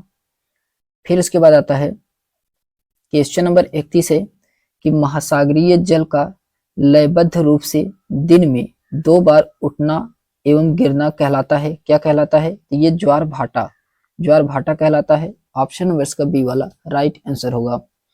दिन में 2 बार लयबद्ध रूप से महासागरीय जल का उठना एवं गिरना ज्वार भाटा कहलाता है। फिर क्वेश्चन नंबर 32 है कि इसमें निम्नलिखित युग्मों पर मिलान कराना है और आपको बताना है कितने युग्म इसमें सही हैं। क्वेश्चन नंबर 32 में तो इसमें बताना है कितने युग में सही है। तो दिया गया इसमें तटबद्ध, तटबद्ध जो कि समुद्री तरंग है, तटबद्ध तटबद्ध समुद्री तरंग, पहला इसमें पवन दिया गया है जो कि गलत है। स्टेफ, स्टेफ क्या है, स्टेफ में क्या होता है, तो समुद्री तरंग, समुद्री तरंग होता है इसमें जो कि सही है। छत्रक शैल, छत्रक शैल में पवन होता है, ये भी क्या है इसमें, ये भी इसमें गलत है। और हिमोड, हिमोड क्या होता है, तो हिमनद होता है, तो ये भी इसमें क्या है, सही है। तो इसमें बी और डी इसमें सही है, जबकि इसमें ए और सी क्या है, इसमें गलत है। तो बी और डी ऑप्शन नंबर का सी वाले में दिया गया है। फिर उसके बाद आता है क्वेश्चन नंबर 33 है कि संघनन के संदर्भ में निम्न कथनों को पढ़िए। तो पहला है कि जलवाष्प संघनित होकर ठंडा होकर जल की बूंद बनाते हैं, जो कि सही है। जब जल की ये बूंदें इतनी भारी हो जाती हैं कि वायु में तैर न सकें, तब ये वर्षण के रूप में नीचे आ जाती हैं, तो ये भी क्या है इसमें, ये भी सही है। सिम कहा जा रहा है आकाश में उड़ते हुए जेट हवाई जहाज अपने पीछे पदचिन्ह छोड़ते हैं क्योंकि इंजनों से निकली नमी संघनित हो जाती है, तो ये भी क्या है, ये भी इसमें सही है। ए बी सी इसमें तीनों सही है, तो इसका राइट आंसर क्या होगा, ऑप्शन नंबर इसका डी वाला सही है। ए बी सी इसमें क्या है, तीनों सही है। फिर उसके बाद आता है क्वेश्चन नंबर 34 है कि प्रबाल भित्तियों के बारे में नीचे दिए गए कथनों पर विचार करें और सही विकल्प का इसमें चयन करना है, कौन सा विकल्प इसमें सही है। तो इसमें दिया गया है, पहला है कि प्रबाल के बड़े समुद्री जीवों के कंकाल हैं, जो कि पहला क्या है, गलत है। बीम कहा जा रहा है प्रबाल भित्तियां समुद्र तट को कटाव से रोकने में महत्वपूर्ण भूमिका निभाती हैं, तो ये सही है। सीम कहा जा रहा है कि जब जीवित पलापी मारते हैं तो तब उनके कंकाल बच जाते हैं, इन कंकालों को इकट्ठे होने से प्रबाल द्वीप बनते हैं, तो ये भी क्या है, ये भी इसमें सही है। बी और सी इसका सही है, ऑप्शन नंबर इसका बी वाला राइट आंसर होगा। बी और सी इसमें क्या है, सही है। फिर उसके बाद आता है क्वेश्चन नंबर 35 है, इसमें कहा जा रहा है कि जिस स्थान पर कोई नदी किसी अन्य जलराशि से मिलती है उसे क्या कहते हैं, उसे नदी मुहाना कहा जाता है, नदी मुहाना कहा जाता है। ऑप्शन नंबर इसका डी वाला राइट आंसर होगा। इसके एक्सप्लेनेशन दिया गया है कि जिस स्थान पर कोई नदी किसी अन्य जलराशि में मिलती है उसे नदी मुहाना कहते हैं। नदी मुहाना पर अवसादों के संग्रह से डेल्टा का निर्माण होता है। फिर क्वेश्चन नंबर 36 है कि निम्नलिखित कथन ए एवं आर को आधार पर सही विकल्प का इसमें चयन करना है। कथन ए दिया गया है और कारण आर दिया गया है। तो इसमें पहला कहा जा रहा है कि महासागर का जल लवणी का खारा होता है, जो कि सही है। महासागर के जल में बड़ी मात्रा में घुले हुए लवण होते हैं, तो ये भी क्या है, ये भी इसमें सही है। दोनों इसमें सही है और इसका एक्सप्लेनेशन भी कर रहा है। ऑप्शन नंबर इसका ए वाला राइट आंसर होगा। फिर उसके बाद आता है क्वेश्चन नंबर 37 है। क्वेश्चन नंबर 37 है कि महासागरीय प्रपट्टी के मुख्य खनिज कौन से हैं। तो मुख्य खनिज इसमें मैग्नीशियम है और सिलिका है, मैग्नीशियम और सिलिका, जबकि एल्युमिनियम और निकेल ये दोनों नहीं है। तो ऑप्शन नंबर इसका सी वाला राइट आंसर होगा। ए और सी इसमें क्या है, सही है। फिर उसके बाद आता है क्वेश्चन नंबर 38 है। इसमें कहा जा रहा है कि गल्फ स्ट्रीम का उदाहरण है, गल्फ स्ट्रीम का उदाहरण है, तो ये क्या है, ये गर्म महासागरीय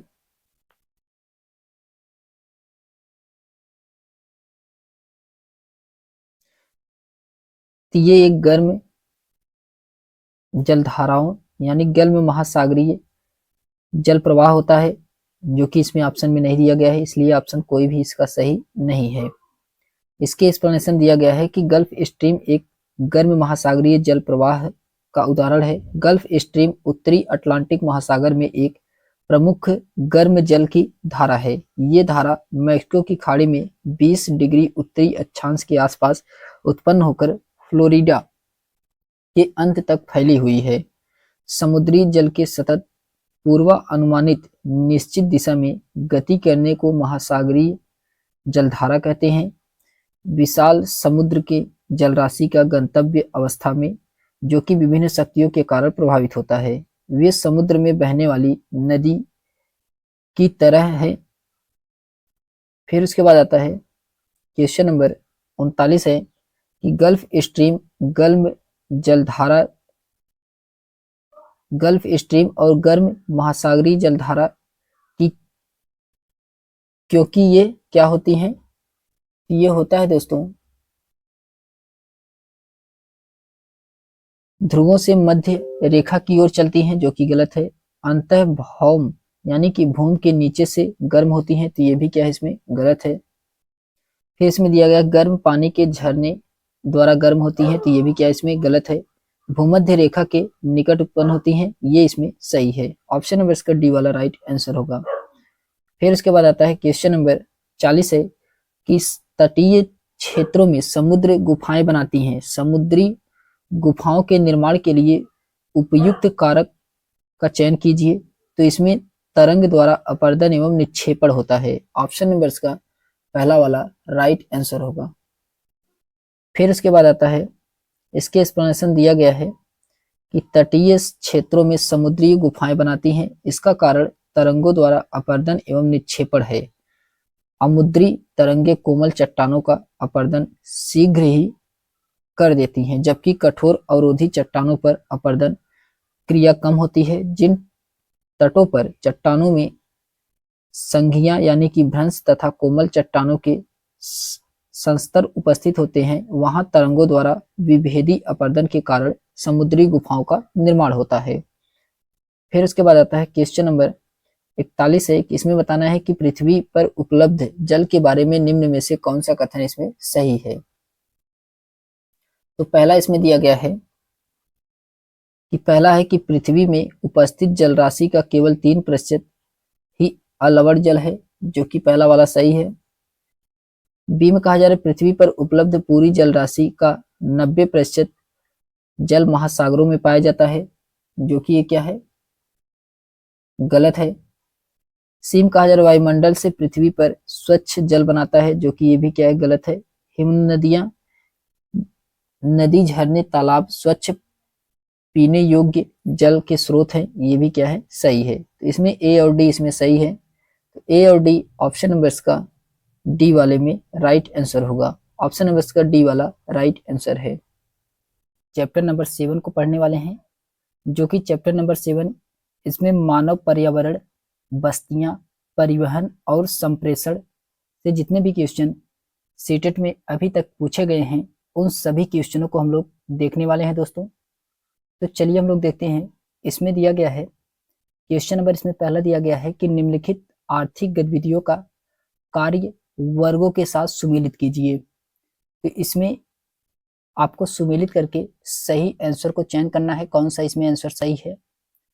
तो इसमें सबसे पहले दिया गया है प्राथमिक क्रियाएं। प्राथमिक क्रियाएं ये जो कि कृषि और मत्स्य से संबंधित है, इसका सेकंड वाला सही है। और द्वितीयक क्रियाएं ये होता है डबल रोटी यानी कि ब्रेड पकाना और कपड़ा बुनना, तो इसका फर्स्ट वाला राइट आंसर होगा। तृतीयक क्रियाएं क्या होता है, ये व्यापार और यातायात से संबंधित होता है, इसका थर्ड वाला सही है। इसका राइट आंसर होगा ए का दूसरा सही है, बी का पहला है और सी का इसमें तीसरा राइट आंसर होगा। तो इसमें दिया गया है ऑप्शन नंबर इसका बी वाला राइट आंसर होगा। ए का सेकंड सही है, बी का फर्स्ट और सी का इसमें थर्ड सही है।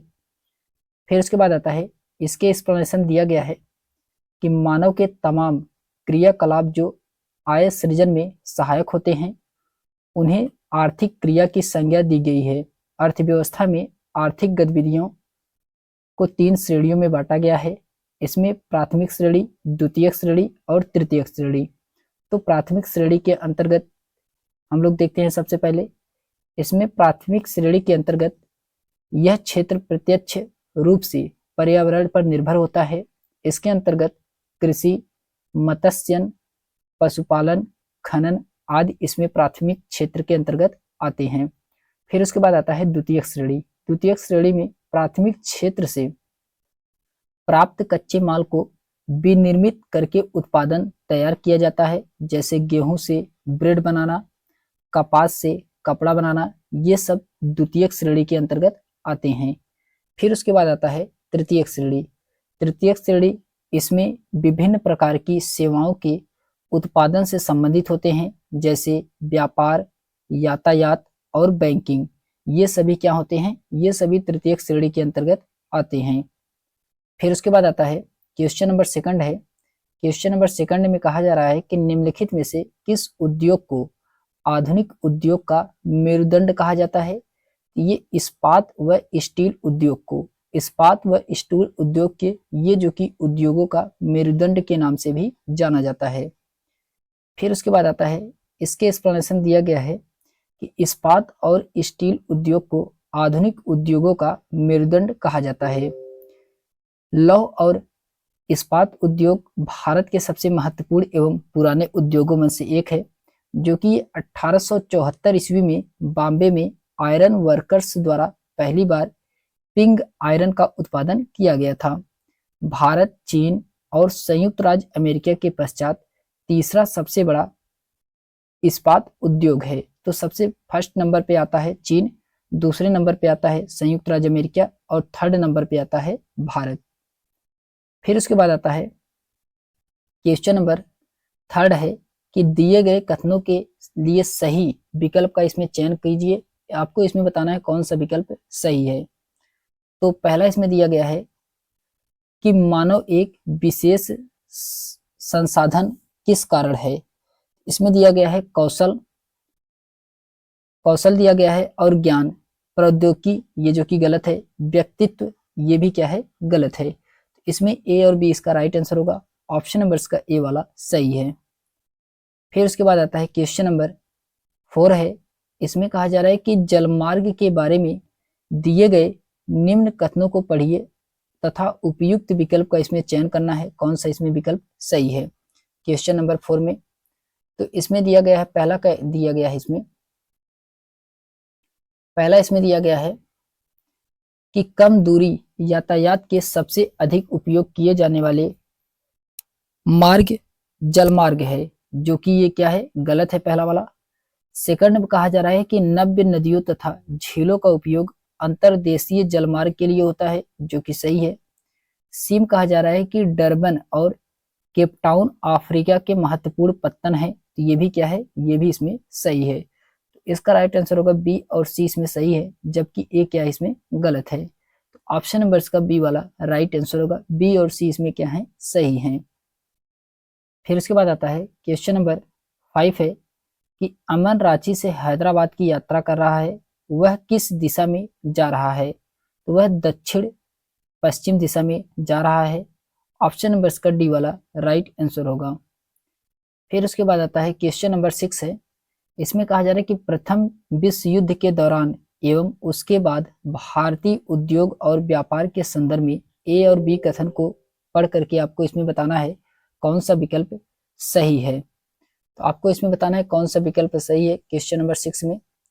तो इसमें पहला दिया गया है कि युद्ध के दौरान भारतीय उद्योग का विस्तार हुआ, जो कि सही है। बी में कहा जा रहा है कि भारतीय उद्योग सामूहिक विकास के लिए अधिक अवसर की मांग करने लगे, तो ये भी क्या है, ये भी इसमें सही है। ए और बी इसमें दोनों सही हैं।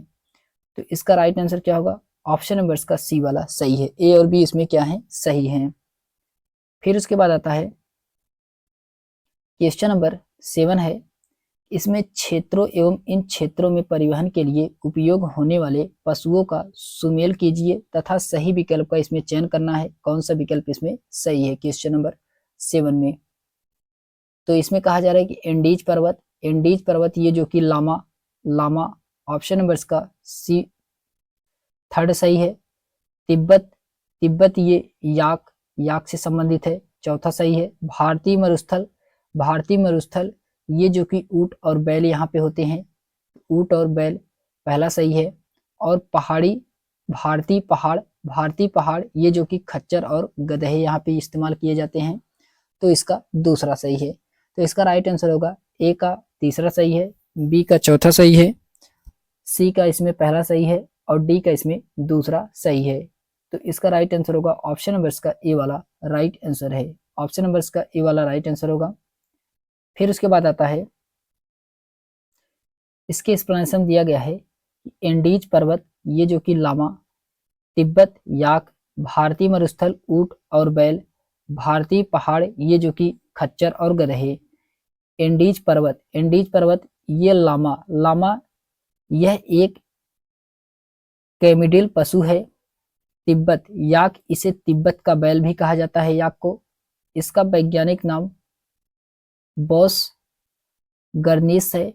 फिर उसके बाद आता है भारतीय मरुस्थल ऊंट बैल, ऊंट को रेगिस्तान का भी जहाज कहा जाता है। और भारतीय पहाड़ ये जो कि खच्चर और गधे यहाँ पे प्रयोग किए जाते हैं। फिर उसके बाद आता है क्वेश्चन नंबर 8 है कि दिए गए ए और आर को पढ़ करके इसमें आपको सही विकल्प का चयन करना है, कौन सा इसमें सही है ए और आर में। तो इसमें पहला दिया गया है कि गंगा ब्रह्मपुत्र बेसिन के पर्वतीय क्षेत्र में कम लोग रहते हैं, जो कि सही है। आर में कहा जा रहा है कि जनसंख्या के वितरण में पर्यावरण की प्रमुख भूमिका होती है, तो ये भी क्या है, ये भी सही है। दोनों सही है और दोनों इसका सही एक्सप्लेनेशन कर रहा है। तो ऑप्शन नंबर इसका पहला वाला ही राइट आंसर होगा। फिर उसके बाद आता है, इसके एक्सप्लेनेशन दिया गया है गंगा तथा ब्रह्मपुत्र की सहायक नदियां मिल करके भारतीय उपमहाद्वीप में गंगा ब्रह्मपुत्र बेसिन का निर्माण करती हैं। इस बेसिन क्षेत्र में विभिन्न प्रकार की स्थलाकृतियां हैं। जनसंख्या के वितरण में पर्यावरण की प्रमुख भूमिका होती है। तीव्र ढाल वाले पर्वतीय क्षेत्र बसने के लिए प्रतिकूल है, अतः गंगा बेसिन के पर्वतीय क्षेत्र के कम लोग रहते हैं। फिर क्वेश्चन नंबर 9 है, इसमें कहा जा रहा है कि इसमें से कौन सा उद्योग बेल्ट में विकसित हुआ है। तो बेल्ट में भेड़ पालन के कारण ऊनी उद्योग, ऑप्शन नंबर इसका पहला वाला सही है।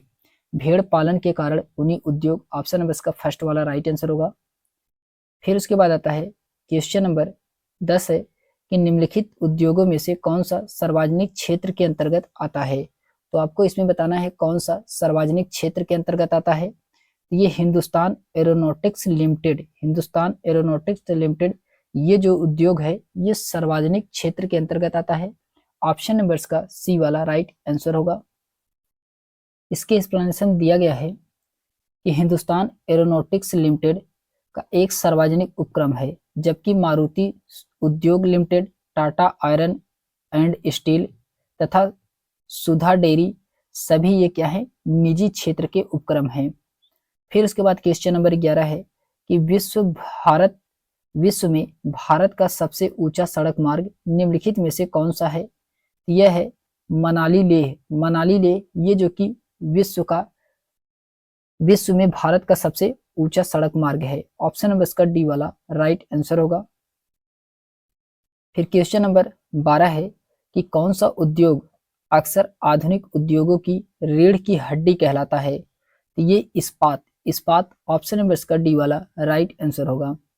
इस्पात उद्योग को आधुनिक उद्योग के रीढ़ की हड्डी माना जाता है, क्योंकि अन्य उद्योगों के यंत्र एवं मशीनरी का निर्माण इस्पात से ही होता है। फिर उसके बाद आता है क्वेश्चन नंबर 13 है कि संसार में किस महाद्वीप में सबसे कम जनसंख्या है। यह है ऑस्ट्रेलिया, ऑप्शन नंबर इसका बी वाला राइट आंसर होगा। ऑस्ट्रेलिया जो कि विश्व का सबसे छोटा क्षेत्रफल तथा सबसे कम जनसंख्या वाला महाद्वीप है। यह महाद्वीप दक्षिणी गोलार्ध में स्थित है तथा मकर रेखा इस महाद्वीप के मध्य से होकर के गुजरती है। फिर क्वेश्चन नंबर 14 है दोस्तों कि मैत्री और दक्षिणी गंगोत्री नामक भारत के शोध संस्थान निम्नलिखित महाद्वीपों में से कहाँ स्थित है। तो ये अंटार्कटिका में स्थित है। ऑप्शन नंबर इसका डी वाला राइट आंसर होगा। इसके एक्सप्लेनेशन दिया गया है कि जलवायु परिवर्तन पर शोध कार्य करने के लिए भारत द्वारा अंटार्कटिका महाद्वीप पर अपने शोध संस्थानों की स्थापना किया है। अंटार्कटिका महाद्वीप पर भारत का प्रथम शोध केंद्र दक्षिण गंगोत्री जो कि ये 1983 में द्वितीय मैत्री और तृतीय भारतीय शोध केंद्र की स्थापना किया गया है। अंटार्कटिका महाद्वीप जो कि विश्व का सबसे बड़ा महाद्वीप है। फिर उसके बाद आता है ये विश्व का 5वां सबसे बड़ा महाद्वीप है अंटार्कटिका। फिर उसके बाद आता है क्वेश्चन नंबर 15 है दोस्तों, कि कौन सा उद्योग विश्व का प्राचीनतम उद्योग है। ये कपास वस्त्र उद्योग, ये जो कि विश्व का प्राचीनतम उद्योग है। इसके एक्सप्लेनेशन दिया गया है कि कपास वस्त्र उद्योग विश्व के प्राचीनतम उद्योगों के रूप में जाना जाता है। धागे से कपड़े की बुनाई एक प्राचीन कला है। कपास, ऊन, सिल्क, जूट और पटसन का प्रयोग वस्तु निर्माण के लिए किया जाता है। फिर उसके बाद आता है क्वेश्चन नंबर 16 है कि एशिया में भारत के किस यातायात के संसाधन का सबसे बड़ा जाल है। तो सबसे बड़ा जाल ये कहाँ पे है, किस संसाधन का है, ये रेल मार्ग का है। रेल मार्ग का है, ऑप्शन नंबर इसका बी वाला राइट आंसर होगा दोस्तों, रेल मार्ग इसका राइट आंसर है। फिर उसके बाद आता है क्वेश्चन नंबर 17 है कि कौन सा शहर स्वर्णिम चतुर्भुज मार्ग द्वारा जुड़ा हुआ है। तो स्वर्णिम चतुर्भुज मार्ग के द्वारा जुड़ा हुआ है, तो यह दिल्ली, मुंबई, चेन्नई, कोलकाता, ऑप्शन नंबर इसका सी वाला राइट आंसर होगा। दिल्ली, मुंबई, चेन्नई, कोलकाता को स्वर्णिम चतुर्भुज मार्ग के नाम से भी जाना जाता है। इसके एक्सप्लेनेशन दिया गया है कि स्वर्णिम चतुर्भुज परियोजना की शुरुआत 2001 में देश के 4 महानगरों दिल्ली, मुंबई, कोलकाता और चेन्नई के 4 लेन वाले राजमार्गों से जोड़ने वाली द्रुतगामी राष्ट्रीय राजमार्ग परियोजना है। यह योजना 2012 में पूर्ण हुआ है। फिर क्वेश्चन नंबर 18 है कि निम्नलिखित में से किस राज्य के कैकोलार और देवांग समुदाय बुनकरी के लिए प्रसिद्ध थे। ये थे दक्षिण भारत। दक्षिण भारत ऑप्शन नंबर इसका डी वाला राइट आंसर होगा दोस्तों, दक्षिण भारत इसका राइट आंसर है। फिर उसके बाद आता है क्वेश्चन नंबर 19 है कि निम्नलिखित में से कौन से अटलांटिक में भारत के सबसे स्टेशन है। तो सब स्टेशन है भारत में, तो कौन सा है, तो मैत्री है, दक्षिण गंगोत्री है और भारती है, जो कि आदिति ये नहीं है। तो इसका राइट आंसर होगा ए बी सी, इसका राइट आंसर होगा ऑप्शन नंबर इसका सी वाला सही दोस्तों, ए बी सी इसका क्या है राइट आंसर है। फिर उसके बाद आता है इसके एक्सप्लेनेशन दिया गया है कि दक्षिण गंगोत्री जो कि ये पहला है, जो कि मैत्री ये दूसरा है, ये 1989 में, तथा तीसरा जो भारती है ये 2012 में अटलांटिक में भारत के सब स्टेशन है। भारतीय ये 2012 में से भारत का नवीनतम अनुसंधान स्टेशन है। इसका निर्माण खराब मौसम के शोधकर्ताओं को सुरक्षा प्रदान करने के लिए किया गया है।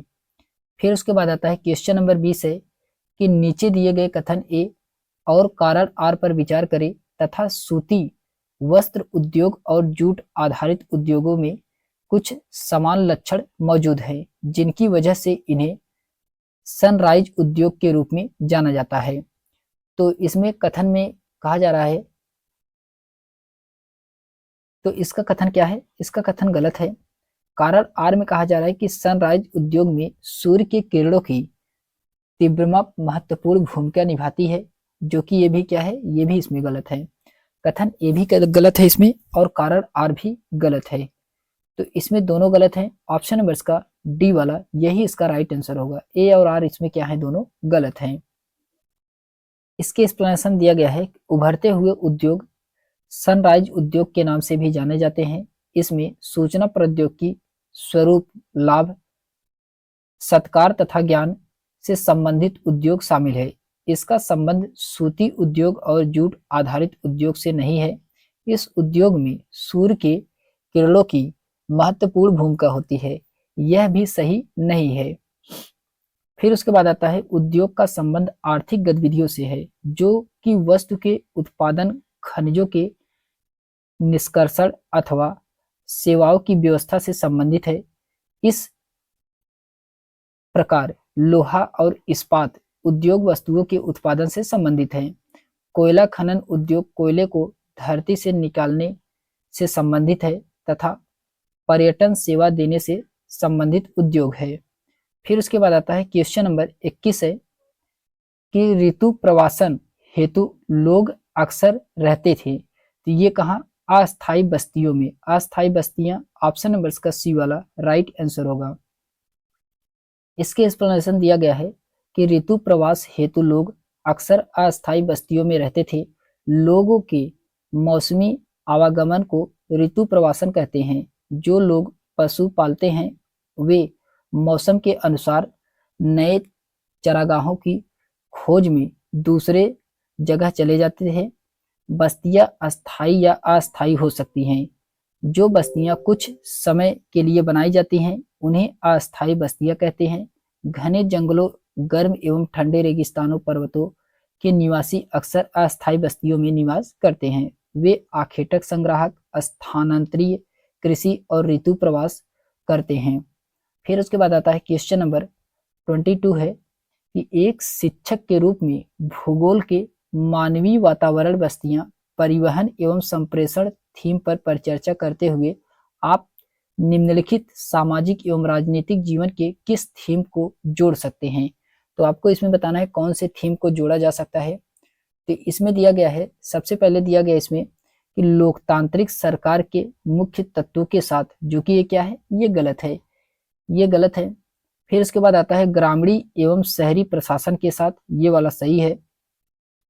फिर उसके बाद आता है पंचायती राज के साथ, ये भी गलत है। इसमें ग्रामीण एवं शहरी आजीविकाओं के साथ, ये क्या है, सही है। इसमें बी और डी सही है, जबकि ए और सी क्या है, इसमें गलत है। तो इसका राइट आंसर क्या होगा, ऑप्शन नंबर इसका डी वाला राइट आंसर होगा। बी और डी इसमें क्या है, सही है। फिर उसके बाद आता है क्वेश्चन नंबर 23 है। इसमें आपको कहा जा रहा है कि निम्नलिखित कथनों पर विचार करके आपको इसमें बताना है कौन सा कथन सही है। सही विकल्प का इसमें चयन करना है। तो पहला वाला इसमें दिया गया है, कथन ए में कहा जा रहा है कि सहकारी क्षेत्रों के उद्योगों का स्वामित्व और संचालन कच्चे माल के उत्पादकों या पूर्तिकारों, कामगारों अथवा दोनों द्वारा होता है, जो कि कथन पहला क्या है, कथन ए इसमें सही है। फिर उसके बाद आता है कथन बी में कहा जा रहा है कि मारुति उद्योग लिमिटेड और steel authority of India limited सहकारी उपक्रम के उदाहरण है। ये क्या है, ये गलत है। कथन बी इसका गलत है, जबकि कथन ए क्या था, इसमें सही था। तो इसका राइट आंसर क्या होगा, ऑप्शन नंबर इसका ए वाला राइट आंसर होगा। केवल इसमें ए वाला सही है। फिर उसके बाद आता है क्वेश्चन नंबर 24 है। इसमें कहा जा रहा है कि एक प्रारंभिक स्तर की कक्षा में जनसंख्या पिरामिड की सहायता से निम्न में से कौन से उप विषय पढ़ाए जा सकते हैं। तो आपको इसमें बताना है कौन सा उप विषय पढ़ाया जा सकता है। तो इसमें पहला दिया गया है कि जन्म एवं मृत्यु दर, जो कि सही है। महिला एवं पुरुषों की जनसंख्या की तुलना, ये भी क्या है, ये भी इसमें सही है। बढ़ती श्रमिक संख्या, ये भी इसमें सही है। प्रवसन रूप यानी कि देश के भीतर, ये क्या है, ये इसमें गलत है। तो ए बी सी इसमें सही है, जबकि डी इसमें क्या है, गलत है। तो ऑप्शन नंबर इसका ए वाला राइट आंसर होगा। ए और बी सी इसमें क्या है, सही है। फिर उसके बाद आता है, इसके एक्सप्लेनेशन दिया गया है कि एक प्रारंभिक स्तर की कक्षा में जनसंख्या पिरामिड की सहायता से निम्न उप विषय पढ़ाए जा सकते हैं। जन्म एवं मृत्यु दर, महिला एवं पुरुषों की जनसंख्या की तुलना, बढ़ती श्रमिक संख्या। फिर उसके बाद इसमें दिया गया है कि जनसंख्या पिरामिड एक ऐसा ग्राफ है जो जनसंख्या के पुरुष और महिला सदस्यों के बीच केंद्र में विभाजित जनसंख्या में अनुपात के वितरण को दर्शाता है। इसमें दिया गया है कि जनसंख्या पिरामिड का उपयोग जनसंख्या की आयु लिंग संरचना को दर्शाने के लिए किया जाता है। जनसंख्या पिरामिड त्रिभुज का आकार बनाता है। फिर उसके बाद आता है क्वेश्चन नंबर 25 है। इसमें कहा जा रहा है क्वेश्चन नंबर 25 में कि निम्नलिखित में से यातायात का कौन सा साधन अधिक दूरी में भारी एवं बड़े आकार वाले सामानों को ढोने के लिए सबसे सस्ता है। तो कौन सा है, तो ये जलमार्ग है। जलमार्ग है जो कि बड़े आकार को ढोने के लिए सबसे सस्ता माना जाता है, जलमार्ग संसाधन को। तो इसका राइट आंसर क्या होगा, ऑप्शन नंबर इसका पहला वाला सही दोस्तों, जलमार्ग इसका राइट आंसर होगा। इसके एक्सप्लेनेशन दिया गया है कि जलमार्ग परिवहन का सबसे सस्ता साधन है। यह कम विशिष्ट लागत वाली भारी सामग्री ले जाने के लिए सबसे उपयुक्त है। यह ईंधन कुशल एवं पर्यावरण के अनुकूल है।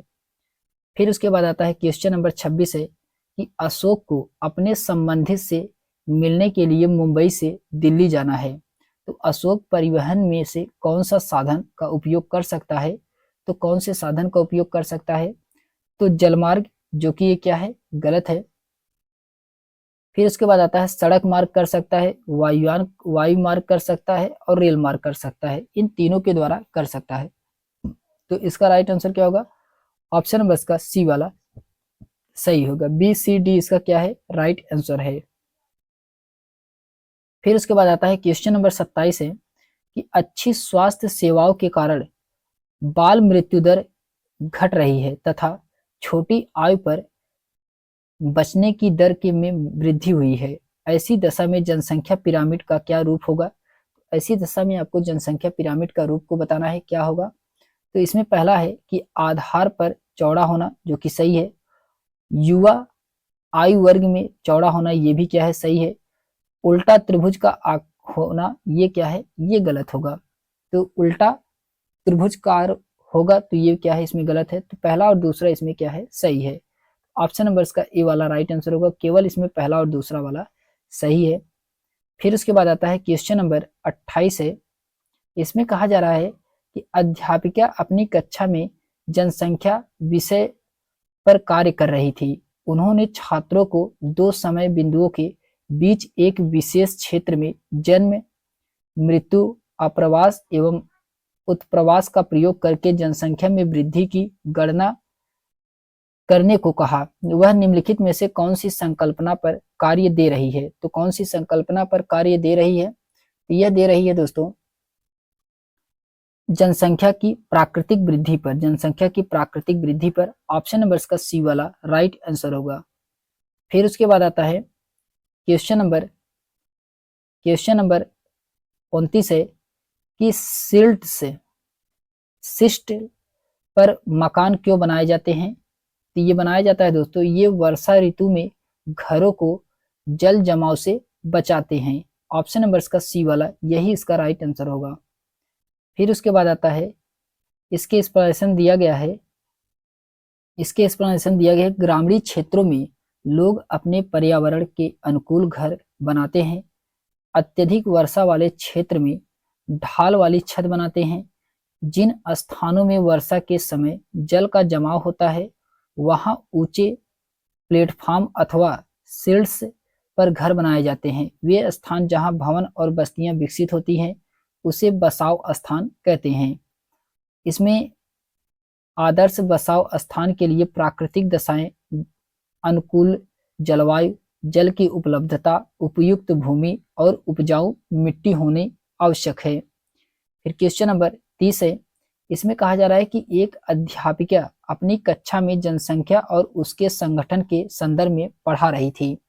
वह अपने छात्रों को जनसंख्या पिरामिड दिखाती है जो अपने आधार पर चौड़ा है तथा ऊपर की ओर बढ़ते हुए सकरा हो रहा है। निम्नलिखित में से किस देश की जनसंख्या पिरामिड का वह प्रयोग कर रही है? तो वह केन्या का प्रयोग कर रही है। किसका? केन्या का प्रयोग कर रही है। ऑप्शन नंबर इसका सी वाला राइट आंसर होगा। फिर उसके बाद आता है क्वेश्चन नंबर 31 है कि निम्नलिखित में से कौन सा युग्म भारत में इस्पात उत्पादन केंद्र के संदर्भ में विषम है? तो भारत के इस्पात उत्पादन के केंद्र में आपको बताना है इसमें से कौन सा विषम है। तो पहला दिया गया है कि अलीगढ़ उत्तर प्रदेश। अलीगढ़ उत्तर प्रदेश ऑप्शन नंबर इसका ए वाला यही इसका राइट आंसर होगा। ऑप्शन नंबर इसका पहला वाला सही है। जबकि इसमें दिया गया है विशाखापट्टनम आंध्र प्रदेश, ये जो कि सही है। फिर उसके बाद आता है सलेम तमिलनाडु, ये भी सही है। फिर विजयनगर कर्नाटक, ये भी क्या है, ये भी इसमें सही है।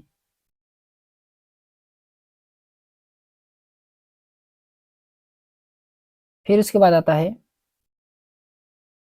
इसके एक्सप्लेनेशन दिया गया है। इसके एक्सप्लेनेशन दिया गया है कि अलीगढ़ उत्तर प्रदेश युग्म भारत में इस्पात उत्पादन केंद्रों के संदर्भ में विषम है। जबकि विशाखापट्टनम जो कि ये आंध्र प्रदेश में स्थित विजाग इस्पात संयंत्र पहला पत्तन आधारित संयंत्र है। इसकी शुरुआत 1992 में हुई थी।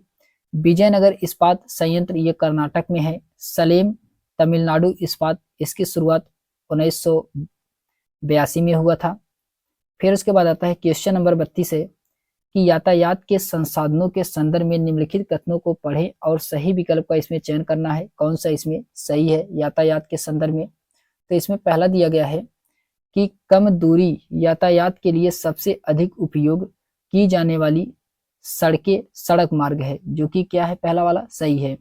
बीम कहा जा रहा है अधिक दूरी पर भारी व बड़े आकार वाले सामानों को ढोने के लिए जलमार्ग सबसे सस्ता है, तो ये भी क्या है, ये भी इसमें सही है। सीम कहा जा रहा है कि आगम्य और दुर्गम क्षेत्रों में पहुंचाने के लिए रेल मार्ग बहुत ही सहायक होता है, ये क्या है, ये इसमें गलत है। फिर उसके बाद सीम डी में कहा जा रहा है कि वायु यातायात सबसे महंगा है तथा दुर्गम व दुरूह स्थानों तक पहुंचने का एकमात्र साधन है, ये क्या है, ये सही है। इसमें ए बी और डी इसका सही है, जबकि इसमें सी क्या है, सी इसमें गलत है। तो इसका राइट आंसर क्या होगा, ऑप्शन नंबर इसका डी वाला राइट आंसर होगा। फिर उसके बाद आता है क्वेश्चन नंबर 33 है कि ए बी सी को आपको पढ़ करके इसमें आपको सही विकल्प का इसमें चयन करना है। कौन सा विकल्प इसमें सही है? तो पहला है इसमें कि मानव बस्तियां इस बात को दर्शाती है कि किसी प्रकार मानव अपने वातावरण को अपने अनुकूल बनाया है, जो कि ये क्या है, सही है, पहला वाला इसका सही है। बीम कहा जाए एक आदर्श बसाव स्थान चुनाव में प्राकृतिक दशाओं का कोई योगदान नहीं है, जो कि ये क्या है, ये गलत है। सीम कहा जा रहा है केवल जब मनुष्य ने फसलें उगाना प्रारंभ किया तब उनके लिए अस्थायी घर बनाना आवश्यक हो गया, ये क्या है, ये भी इसमें क्या है, सही है। तो ए और सी इसका सही है, ऑप्शन नंबर इसका सी वाला राइट आंसर होगा। ए और सी इसमें क्या है, सही है। फिर उसके बाद आता है क्वेश्चन नंबर 34 है। इसमें कहा जा रहा है कि मानवीय बस्तियों के लिए आदर्श बसाव स्थान के चयन के लिए निम्नलिखित में से कौन सी परिस्थिति उपयुक्त है। तो आपको इसमें बताना है कौन सी परिस्थिति उपयुक्त है। तो इसमें पहला दिया गया है कि अनुकूल जलवायु, ये क्या है, सही है। फिर जल की उपलब्धता, ये भी क्या है, सही है। उपयुक्त भूमि, ये भी सही है। अनुपजाऊ मिट्टी, ये क्या है, ये गलत है, अनुपजाऊ मिट्टी इसमें गलत है। तो ऑप्शन नंबर इसका सी वाला राइट आंसर होगा। केवल ए बी सी इसमें क्या है, सही है। फिर उसके बाद आता है क्वेश्चन नंबर 35 है कि विकल्प में कहा जा रहा है कि ए और बी को पढ़ करके आपको इसमें सही उत्तर का चयन करना है। कौन सा उत्तर इसमें सही है विकल्प ए और बी में? तो पहला इसमें कहा जा रहा है कि संयुक्त क्षेत्रों के उद्योग का स्वामित्व व संचालन राज्यों और व्यक्तियों अथवा व्यक्तियों के समूह द्वारा होता है, जो कि पहला वाला क्या है, इसका पहला वाला इसका सही है, पहला वाला इसका सही है। बी में कहा जा रहा है कि अमूल डेयरी संयुक्त क्षेत्र का उद्योग है, ये गलत है इसमें। तो बी वाला इसका गलत है, जबकि ए वाला क्या है, इसमें सही है। तो इसका राइट आंसर क्या होगा, ऑप्शन नंबर इसका सी वाला सही है। ए इसमें सत्य है, बी क्या है, असत्य है। फिर उसके बाद आता है इसके एक्सप्लेनेशन दिया गया है संयुक्त क्षेत्र के उद्योग का स्वामित्व व संचालन राज्यों और व्यक्तियों अथवा व्यक्तियों के समूहों के द्वारा होता है। अमूल डेयरी संयुक्त क्षेत्र का उद्यम नहीं, अपितु यह सहकारी उद्योग का क्षेत्र का उद्यम है। सहकारी क्षेत्र के उद्योगों के स्वामित्व या प्रबंधन व्यक्तियों के समूह द्वारा किया जाता है। उद्योगों के स्वामित्व व प्रबंधन के आधार पर 4 क्षेत्रों में वर्गीकरण किया गया है। पहला है कि सार्वजनिक क्षेत्र का उद्योग, दूसरा निजी क्षेत्र का उद्योग, तीसरा संयुक्त क्षेत्र के उद्योग और चौथा क्या है, सहकारी क्षेत्र के उद्योग। फिर उसके बाद आता है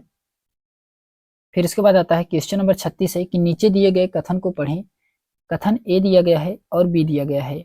ए में कहा जा रहा है कि भारतीय कपड़ा उद्योग का पतन यूरोपीय और अमेरिकी कपड़ा उद्योग से मिल रही कड़ी प्रतिस्पर्धा के कारण हुआ है, जो कि क्या है, पहला वाला इसका क्या है, गलत है।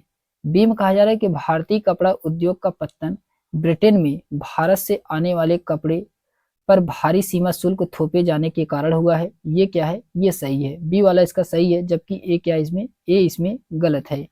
तो ऑप्शन नंबर इसका बी वाला राइट आंसर होगा। ए इसमें गलत है, बी इसमें क्या है, सही है।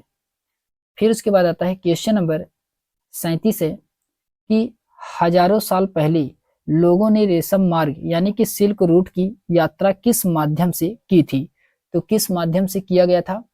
तो ये किया गया था दोस्तों, पहला इसमें दिया गया है कि पैदल, जो कि सही है। घोड़े की सवारी, घोड़े की सवारी ये भी सही है।